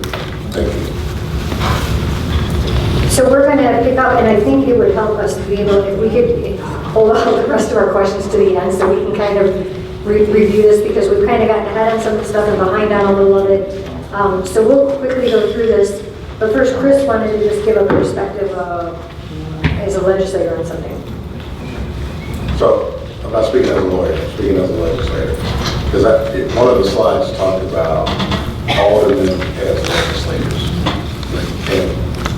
you recall, I mentioned that when you talk about cutting grass, going out of your awards, cutting grass, that's not the role of you as legislators. That's the role of your employees in public works. I want to underscore the fact that you're legislators. You're the policy-making people of the city of Harvey. You bring your policy ideas to council. Now, as a legislator, I can file any motion or bill that I want. The question is it the right? Is it the right thing to do? Is timing right for it? A lot of that comes from forcing you guys to talk to each other. That's the key, and that's why we're going through this whole exercise. Because you have to communicate with each other. Carrie Lynn asked at the very part of the beginning of the meeting, who's married? If you're in a marriage and you're not talking to each other, how's that marriage going to work out? It's not going to work out very well. So the reason I said I'm not talking as a lawyer, because there's no law that's going to force you guys to communicate. You guys have to talk to each other. Understand that both of you all have separate and distinct powers. The mayor as the executive, you as the legislative branch, the legislators in the city. And you can file stuff and go back and forth, but if you're not talking to each other, you're going to collide. And I can tell you, when I have an idea, I can go talk to the Speaker of the House and get his thoughts on it. If he's working with me on it, it goes through. If I get his point of view and we're in disagreement, it may not move forward at that time. I might file it again and again and again. It might move later on, but it didn't move initially, and he told me it wasn't going to move initially. The point I'm making is you may, as legislators, file some stuff just because you want to show your people in your ward that you're representing them, you hear them, you hear their concerns, it may not move at that particular point. One thing I really want to point out is that the mayor runs throughout the entire city. He may know something that you're not aware of because he runs the whole city. You all run in your wards. You might know your wards better than him because you're in your ward. So if you guys aren't talking to each other, how are you going to share those differences? You have to talk to each other. That's the key. And I can tell you right now, when I file legislation, 9 times out of 10 is because of what's going on in my district. And I can always point to issues, documents, facts as to why or some group in my district, your ward, why I filed that particular legislation. Can you do that when you bring that ordinance to the mayor? Why is this important? What constituent has brought this to you? I wanted to underscore the fact that you're legislators. Keep that in mind. You're legislators, policymakers. You guys have to communicate with each other. And it's always going to be better for the city if the city council is working together, because residents don't want to see council wars, they don't want to see mayor wars, they don't want to see fighting. So, all right, so I wanted to just make some comments about committees, because I think we need to shore up and streamline some of what we're doing with the committees here. So if you have two committees that meet regularly, your finance committee and your legislative committee, we have to adopt a schedule of committee meetings. It's required by the Open Meetings Act. So if they meet once a month, twice a month, whatever, we need to post that. If you don't need a meeting, you can cancel it, but we need to publish for both of those so we know when they are, okay? The other ones, if they're just quarterly or if they are twice annually or whatever they are, we just need to post a notice of that also. If you don't need them, we can cancel them, but we need to adopt that schedule. We need notices and agendas for all meetings, just like we do for city council meetings, minutes of all meetings, and we need a procedure. Like, one of the concerns about the legislative committee, if we do have things coming out of there resulting in legislation, we need the minutes of that to see what people were directed to do. And that's why I'm bringing up the argument about who's going to take the minutes. Okay. All right, I mean, so we need that, we might have to have, until that is resolved, if there's a couple more committee meetings before that's handled, we might need someone on the committee to just take those but then the committees need to approve those at their next meeting, just like you would for the council approving minutes. So I just wanted to make you aware of that. Then we have the clerk's office needs to get the copies of the minutes to keep. I've asked for them. Okay. All right. Well, we're going forward. That's why we're going through all this. And if there are items that are action items that are coming to the city council, we need the mayor's office to get that. So, and if we need to come up with a procedure for that, we will. Minutes, I'm not going to belabor a lot of time on this because we've already kind of council minutes are taken by the clerk. Committees need to designate a person. We've already talked about this a lot. Can request the clerk, but if she can't do it, she can't. We can authorize the deputy clerk. All minutes should be filed with the clerks. The contents of minutes have to be approved within 30 days or the second subsequent meeting. So that also applies to committee meetings. They need to be available to the public 10 days after approved. How many votes are necessary to pass different things? That, like I said, that's itemized in the book. It really depends on what the specific topic is of that. When does the mayor vote? So the mayor votes 3 different times. 1, when there's a tie.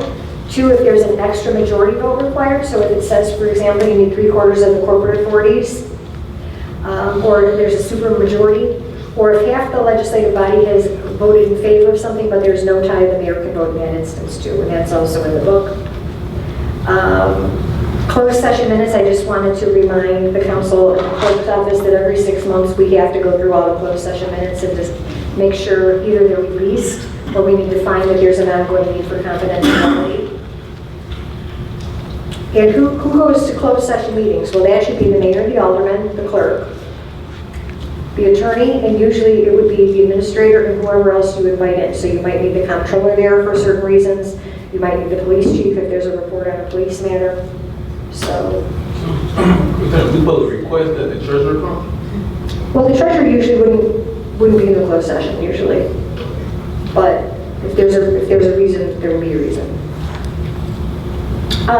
That's one of the things I wanted to point out was we've had the treasurer in past closed sessions here, and I've thought that was unusual because I've never seen that before. But you all, the council can invite the comptroller or the treasurer in. You've done that. I've seen you invite the comptroller in, you invite the administrator in. You can do that, but it's not something we've seen as a matter of course. Oh. Tools for Success, you already know the Illinois Municipal League, their annual conference is coming up this weekend, and so that is, the Illinois Municipal League is a lobby group that represents the interests of municipalities, and they have a bunch of educational seminars and sessions coming up, so I know some of you are going to be going to that, so that's great. I've told you already about the municipal handbook. We also distribute a newly elected officials guide. It's available on our website, along with about 12 other publications you can download on different, like economic development tools, things like that. We also have a blog that one of my partners does, and if you want like updates on like maybe 3 times a week on things, just go to our website, and at the top, and any members of the public who are interested too, you're welcome to do it. You can sign up for her blog, and then she'll tell you all of the new laws that are coming, all the new procedures. And we also have a blog called the Workplace Report where we talk about labor and employment issues, if you need that. And with that, I want to just turn it over to the mayor because I know some of the aldermen were concerned, hey, we're elected on a platform and there's nothing going on with it. I thought the mayor could take a couple minutes to talk about the things that are going on kind of behind the scenes that maybe the residents don't know about. Thank you, Council. So, when it comes to these labor issues, when I ran for mayor here in the city of Harvey, basically the slogan was streets, lights, curbs, and sidewalks, or water bills, or taxes, better police and fire protection. That was really nice because then I had to take office. I got in office and found out that the situation wasn't quite as I thought it was going to be.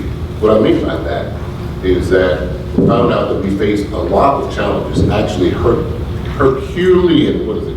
Herculean. That's right, Herculean challenges when it came to dealing with these issues in the city of Harvey.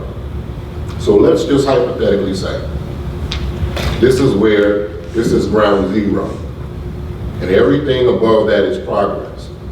When I took office, we were here.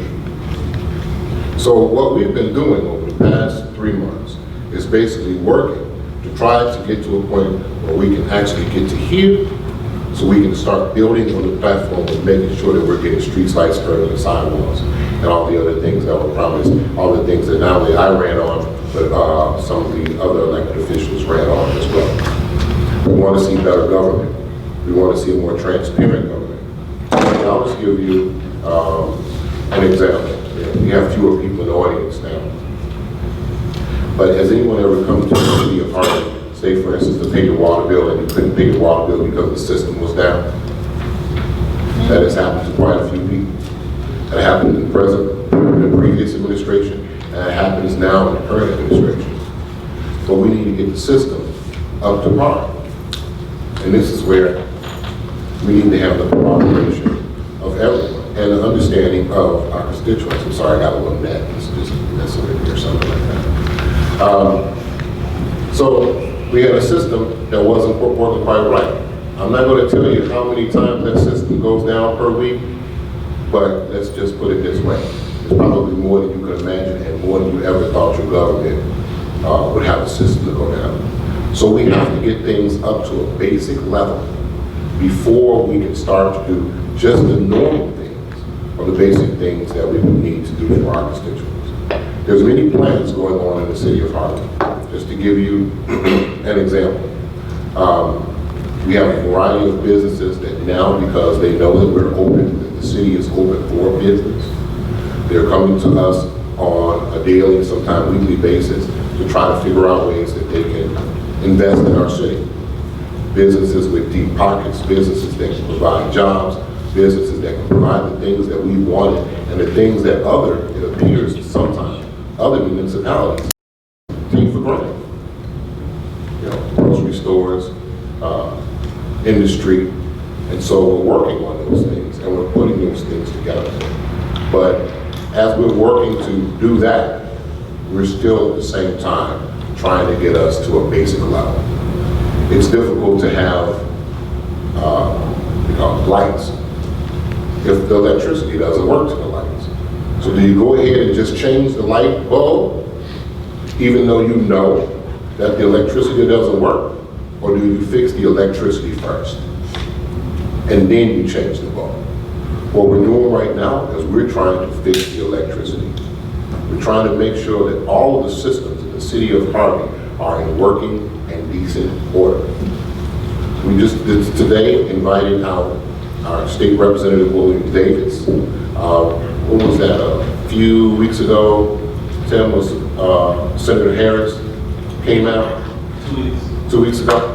Yes. Senator Harris came out. We were grateful for their presence, and we were able to show them some of the difficulties that we're having in the city and asking for their support downstate, trying to procure monies to actually get some of the things that we need because we deserve them. But that goes to a whole nother point.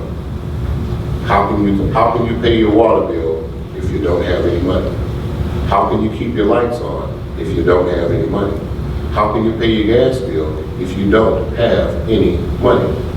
I know that most of you, the aldermen specifically, but some of the residents also understood that the city of Harvey was in financial dire straits, that we did not have enough money to be able to do all of the things that we needed to do right away. So as a result of that, one of the things that my office has tried to do is we tried to make sure that the money that we spend is going to go toward the things that actually affect the city. We've gotten some help. I think I mentioned these things before. We've gotten some help because with police cars, we were able to get 5 new police vehicles through the Department of Justice grant for Homeland Security. We were able to, with the thanks of these great alder people here, get 2 new snowplows. And they were parked out front, in front of City Hall for a day. If you came by City Hall on that particular day, you would have saw it. So, but we understand that we can't really do anything without any money. So the part that I have a challenge with handling right now is making sure that we're finding ways to increase the revenue in the city of Harvey by bringing in true tax-paying businesses, by having those conversations with industry, by trying to find ways to increase our property tax collection rate. Those are things that are concerning, because no matter what we do, if we don't have the money to do it, we won't be able to provide you these services that you deserve. Even when it comes to something as simple as grass cutting, which seems to be an issue every single summer. Now, I'm of the mindset, I don't like rush hour traffic. One of the reasons why I don't like rush hour traffic is because ever since the day that I was born, there's been rush hour traffic. Wouldn't you agree? And for some odd reason, even though everybody in the government knows that there's rush hour traffic still exists. And for some odd reason, they haven't done what's necessary in order to fix it. Now, I don't know what it takes to fix rush hour traffic, but I know that there's a lot of things that we can do together here in the city of Harvey to fix our situation. And so the purpose of this particular workshop, and hopefully other workshops in the future, under the guidance and tutelage of our corporation council, is to help all of us to first of all understand the dynamic of government.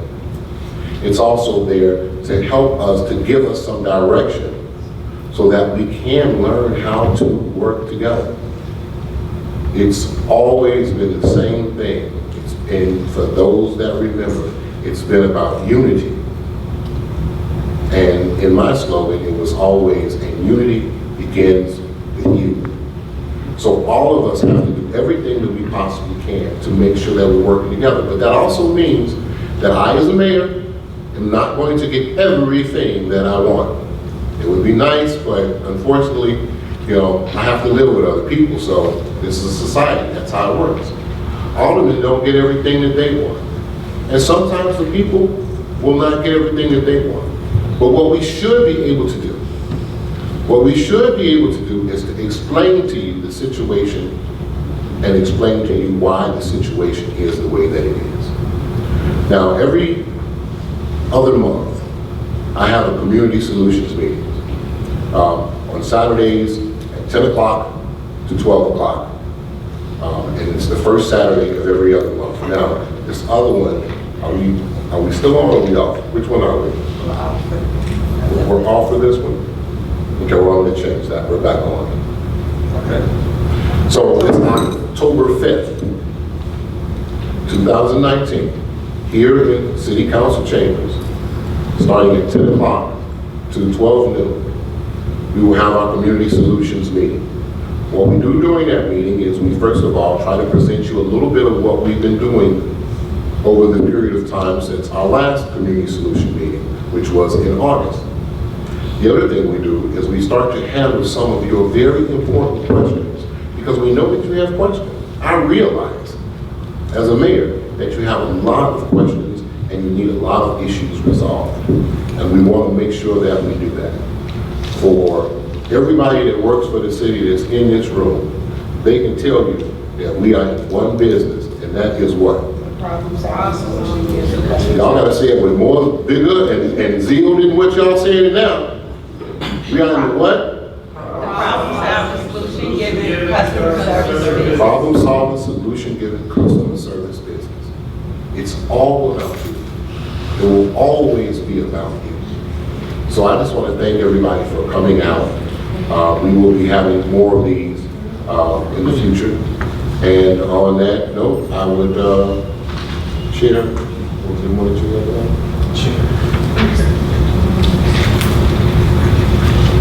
The chair will entertain a motion to adjourn. Sir, I thought we were supposed to be coming up with some procedures or something.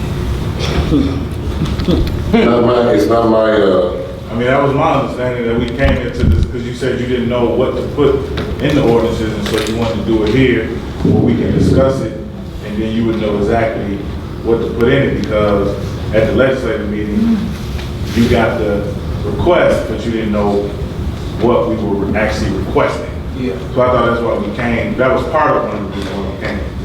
Well, that's why I wanted to establish the procedure for how to get legislation passed, right? Yes, correct. We didn't do that. We didn't do that. What's the procedure you think we said? All right, so, let's see.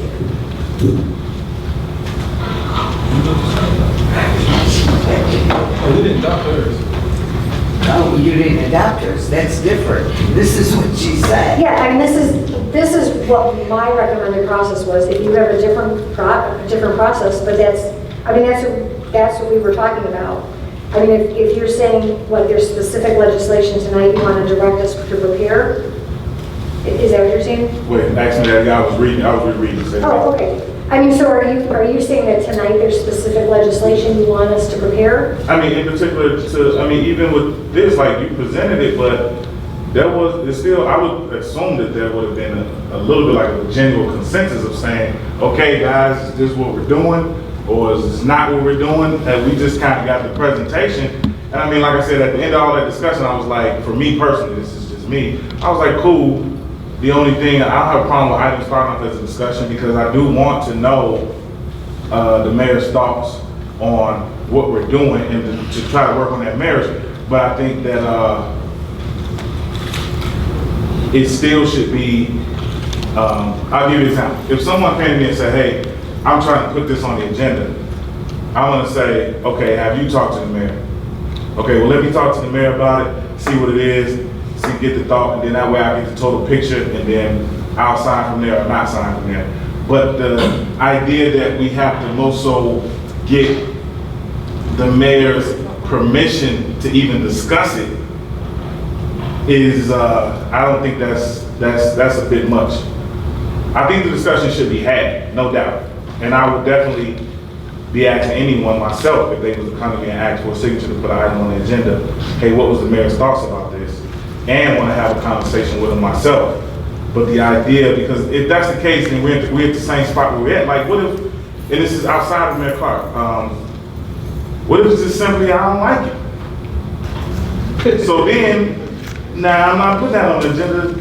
Yeah, I get it, that's what y'all want to do, but I don't like it. And that's the problem with the procedure that we have now. It's basically, if I don't like it, then it ain't going. And that's not okay. So, okay, one of the classes that we usually teach at the municipal conference is called Council Wars and Power Plays. And what we would do is we would spend an hour and a half talking about things that you can do and things that have been done in council meetings. So if you're asking, can you force an agenda item to be placed on the agenda? The answer is yes, you can. Okay? I mean, if you want to have several, no, let me just finish, okay? And I know that's not what you're saying. Right. You're saying you don't want the mayor to be a roadblock. The mayor's trying not to be a roadblock. He's had other. It's not about him. It's not about him. Remember I said that. Right. I mean, so like I said, there's a lot of things that the mayor's trying to accomplish. He's talked about what he's trying to accomplish too. You can come to the mayor and you can request things to be on the agenda, and he can say, I don't think it's right for discussion, or I don't want to do that right now, or I can hold off. And you can have 3 people force that issue. How? You okay with that? How? Force the issue? We don't have that procedure. If we did, then we would have items on the agenda as it is. We don't. We like Mr. Rogers had said earlier. I mean, we submitted requests for 5 signatures from all that have not made the agenda, and it was just more so for a variety of reasons. Speaking with the mayor at the time, either it was a timing issue in his opinion. It was mostly from him and I talking. It was more of a timing issue, but even so, some of those items, to me, I'll just give an example, like just selecting the mayor pro tem. That's not a timing issue. That's more of a, I mean, we didn't have to do it right away, but just putting that on the agenda was just like, okay, let's see if it's a collective thing or if this is really just a timing issue. But my whole thing is that we need a process by which legislators can legislate with or without the consent of the mayor. And to me, that's just the democratic process. I don't know of any state rep that has to have a permission or a senator that has to have a permission of the president or the governor to at least present legislative, material. And all we're saying is, regardless now, if we bring something up for discussion, now I would prefer to have that discussion with the mayor again. It's not to avoid him. But let's say he states his opinion and 3 aldermen still want to put it up, then now you have, to me, in my opinion, where the public is now aware of what at least 3 people are trying to do. And let's just say it's some outrageous legislation. To me, up until this point, the public knows nothing about it because it's never even seen the light of day. Now, if I'm sitting out there, which I have for many years, I want to be able to say, you mean to tell me my alderman wanted to, I don't know, make it where taxes are 10 times higher? Or the mayor could just say no and then they never see it and they really don't even know what I'm attempting to do. All this is about, it's about that whole transparency and everything. Things should come to the floor. there should be no roadblock to doing that, especially if you have 3 or more. And I say 3 because it may be a situation where these 3 say no, but the mayor is actually for it. And so then now you get a tie and he's allowed to vote. Again, it has to be allowed its opportunity to at least reach a vote. Be heard. That's all I'm asking for. And as I said, you have the ability to do that. Let me just say though, it's a double-edged sword in a way, okay? Because as Chris explained, can he bring legislation to the floor without the consent of the speaker? Yes, he can do that. Is that the best thing for the state of Illinois in every instance? Is that the best thing necessarily? He can do it. That's true. You guys can do it. But the other thing I just want you to think about is that It may not pass though. Right, that's fine. That's fine. That's fine. Because like you said earlier, at least for my residents, I can say, hey, you know what? That piece where I talked to you about, transparent government, this piece was that. It was, to bring contracts to the floor. Unfortunately, it passed. I'm only one vote. But at least I can say that work was done. And you keep saying we can do that, and I think this is how. No, but I tell you, you keep saying If you just will allow me, because Alderman Keith was saying here all that time, just waiting patiently. Yeah, Mohammed got that now. It's okay. I was just saying that, just a suggestion. I was saying as a suggestion, since we have the mayor here and we have the aldermen and we have the public, could each alderman go around the table and suggest something they want on the agenda, and we could decide if we could get an agenda going and have a meeting by the end of the week? Is that legal? Alderman Rogers. No, just the point I wanted to make was that Attorney Chris kept saying that it might not pass but the agenda request that we've already submitted had 5 signatures. So pretty obviously, when the resolution was produced and written for 5 aldermen, that means it was gonna pass. Okay, so, but we never did get an opportunity to even put it on the floor for vote. The only point that we're making is that, this ain't about me, and this ain't about the mayor. This is about the citizens that put us in office. I think their voice needs to be heard. Amen. That's all. That's all we're Alderman. Thank you. We talk about, getting things on the agenda. And like you said, there is a bigger picture. And I personally, for the last 8 years, tried to get things on the agenda. 8 years. In 8 years, everyone here knew I was trying. I had to get my own attorney, file my own suit, and spent 4 years dealing with the legal. We don't want to do that. Well, let's just stay there then. I have the floor, thank you. Okay. 4 years trying to do that. So I understand your passion, but in those 4 years, nothing changed. And that's what I'm saying. It's like what you had said, when you're going to the speaker, it's not only this is all over. They're saying, well, we have all these aldermen. Same thing, you have all your representatives. If the leader of the group, for whatever reason, decides, not at this point, the timing is off, that's their prerogative, correct? So we're gonna fight about this. And I've spent 4 years of my money, my personal money, fighting for it, and we're gonna go on it. We've already been dealing with this since May. No more. Now, this is the only mayor that I've worked with that allocates time for each alderman. Each alderman. But the aldermen, whether they use their time, and a lot of times I'm at fault, I'll call the mayor, I'm not gonna make it this time. Your meeting is Wednesday. My meeting is Wednesday, okay. But, and I got another meeting. So, and I did put that out to Corinne. But it's our responsibility as aldermen. The saying, let the people speak. You need to speak to your aldermen. You can contact the mayor's office. You can contact every one of us. I personally make calls anyone can call me.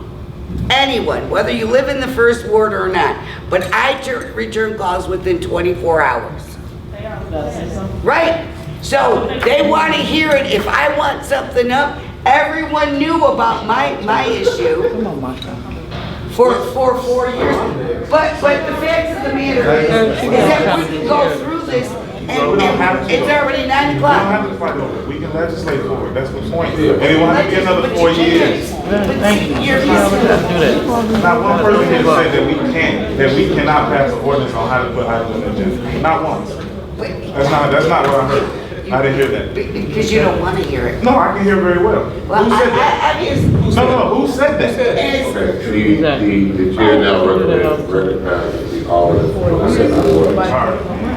So can we stop comparing, him having to speak as the legislator to a speaker of the house compared to what we do? Because we do legislative, that's the executive branch. And I'm pretty sure, Attorney Woods, you don't have to speak to JB to put something, or bring up a file bill, correct? The point I was making, But no, but you. I didn't do a good job of expressing what I was trying to say. The point I was making was, I guess, Yeah, I agree. And I But agree. you really got them stuck on saying we have to ask the mayor. The mayor's the executive branch, we the legislature. So in regards to us putting something on the agenda and carry, well, what's the process? Maybe could you make sure it says that we all can sign a piece of paper and with that process along with that right there, we can pass it so we can get out there?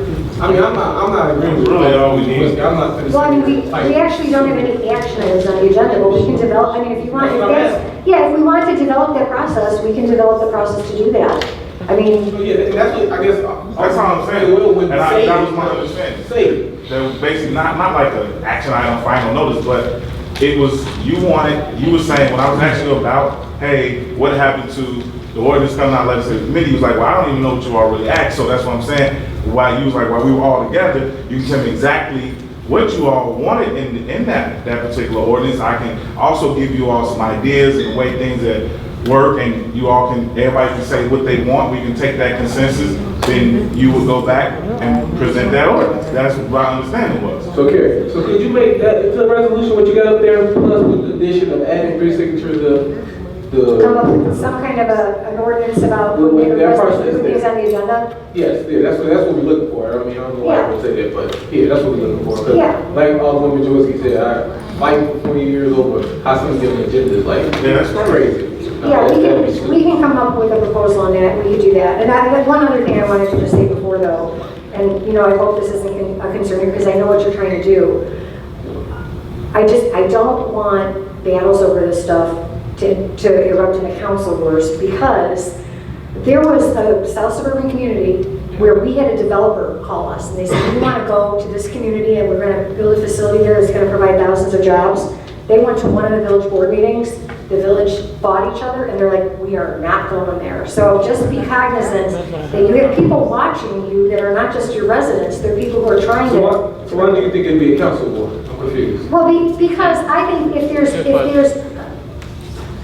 We vetted it out. because I feel like the question is, how can we bypass the mayor to put stuff on the agenda? That's not true. I think personally, I think it's easier for me to ask the mayor to put something on the agenda than trying to call 2 other aldermen. That's easier, to just ask one person, at least. Well, yeah, I've heard this call one person to do some more work and ask for 2 more when they sign on. Which, they might say, no, did you talk to the mayor? Sure, I've been on 6 months. Thank you, Mayor. First of all, I'd like to, Attorney Chris made another statement about, he felt that the city council needs to communicate. And I, for one, I totally agree with the statement he made in regards to that. I make it a point to, via telephone, every one of these people, including Shirley and everybody, on every decision. Me and Shirley talked yesterday because I wanted all 6 council members to attend the IM conference on the 19th, okay? And I called Alderman Crudup and Marshawn. They never answered, but I can always get an answer from these guys.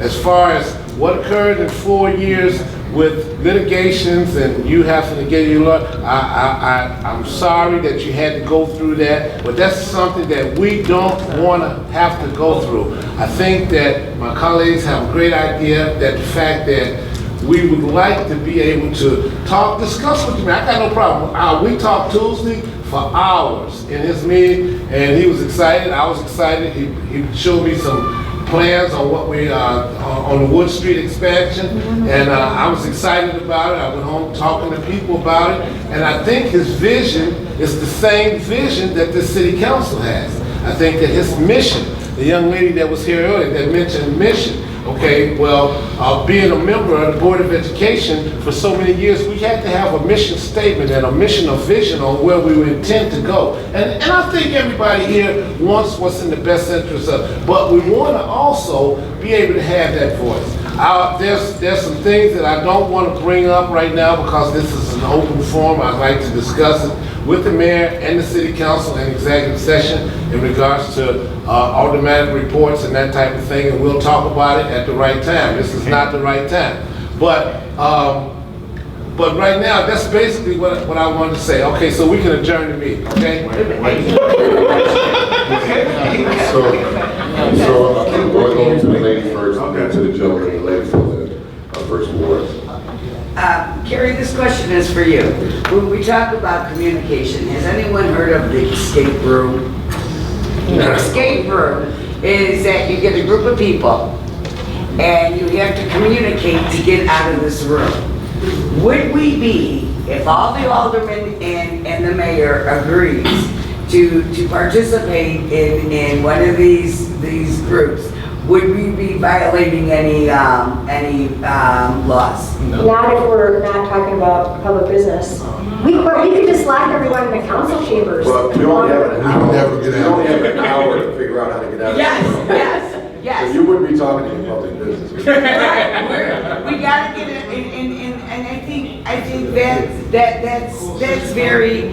Good team building. Absolutely, and there's one in Indiana, I haven't found one in Illinois yet, but it's about $27 a person, and when I came across that, I thought, that would be wonderful for all of us to get together. And we can include the treasurer, we can include the clerk, and you can have up to 8 people. When are we gonna play this game for real? Well, I think it's a good idea. It's not a game, it's a team building problem. Oh, okay, cool. The chair recognizes the alderman from the fifth ward. I just want to clarify what we're doing. So basically, attorney, this particular ordinance would it would speak basically saying that a request made, is this supposed to be still maintained at the mayor's office or the clerk's office? That's my first question. My second question, my second question is, so then it would read a request made to the mayor's office basically for agenda items signed by 3 aldermen will first go on the agenda as a discussion item. From there, it would then be referred to a committee. And then from there, that committee would basically refine that request, making it a official or not an official legislative request to Corporation Council, correct? Well, what I would like is actually when you make the request to the mayor's office, if you copy us on it. Okay. So we know the request has been made. Okay. The other thing I have to say, because this drives us batty, sometimes people will say, oh, can you prepare an ordinance, for the city council meeting on Monday? We get this Friday at 4 o'clock. Okay. So, I mean, what I will build into the ordinance is a timeline, because you want your board packets prior to city council meetings so you can review them. Right. The administrator and the administration, they need time before they have to put it together. So, yeah, we can put all that in there. Okay, I just want to finish this. Hold on, as soon as I finish this. So then after that, we're in committee now. Then that committee would give a recommendation or action, okay, on that. And again, that would be going back to Corporation Council because technically we don't have ordinance at this point. We're still discussing what it will be, okay? And Or then, maybe council, if we get enough direction at the council meeting when it's discussed, we can have a draft for the committee. okay, I just want to make sure. Yeah. But then after that, nothing, and from what I'm seeing, says that it then goes on a regular scheduled agenda for final action. Well, because the committee would make that motion. And so you're saying if they make that motion, then it has to go on, To refer to the council, yeah. okay. Now you, at the top, that's why I said we need to pick one, mayor, clerk, or city administrator. Who's gonna be getting this? The mayor, because he might have access to the resolution before he filed it. That's what she said. Listen, I'm asking for clarity, because I see The three clerk don't have people. enough staff, she said. No, I see three people. Yeah, I You know what I'm would, saying, who? yeah, okay, I would say give it to the mayor's office, Okay, and then if cool. the mayor delegates it to the clerk and the city council, who would you let, I mean, who would they, just email it to you? Would it, email So it you don't to, want us to go submit it to the clerk first, and then come to you? We use a big No. email it to the mayor, copy the corporation council, copy the city administrator. Yeah. I think that's the best procedure. All right, You can send it directly. okay. That was it for me. Okay, and finally. Okay, then, Chair will entertain a motion to adjourn. I make a motion to adjourn. There's a motion by the second ward alderman, second by the sixth ward alderman. Clerk, will you please call the roll? Alderwoman Drewinski? Yes. Alderman Colbert? Yes. Alderman Crudup? Yes. Alderman Key? Yes. Alderman Randall Louch? Yes. And Alderman Rodriguez? Yes. You are adjourned.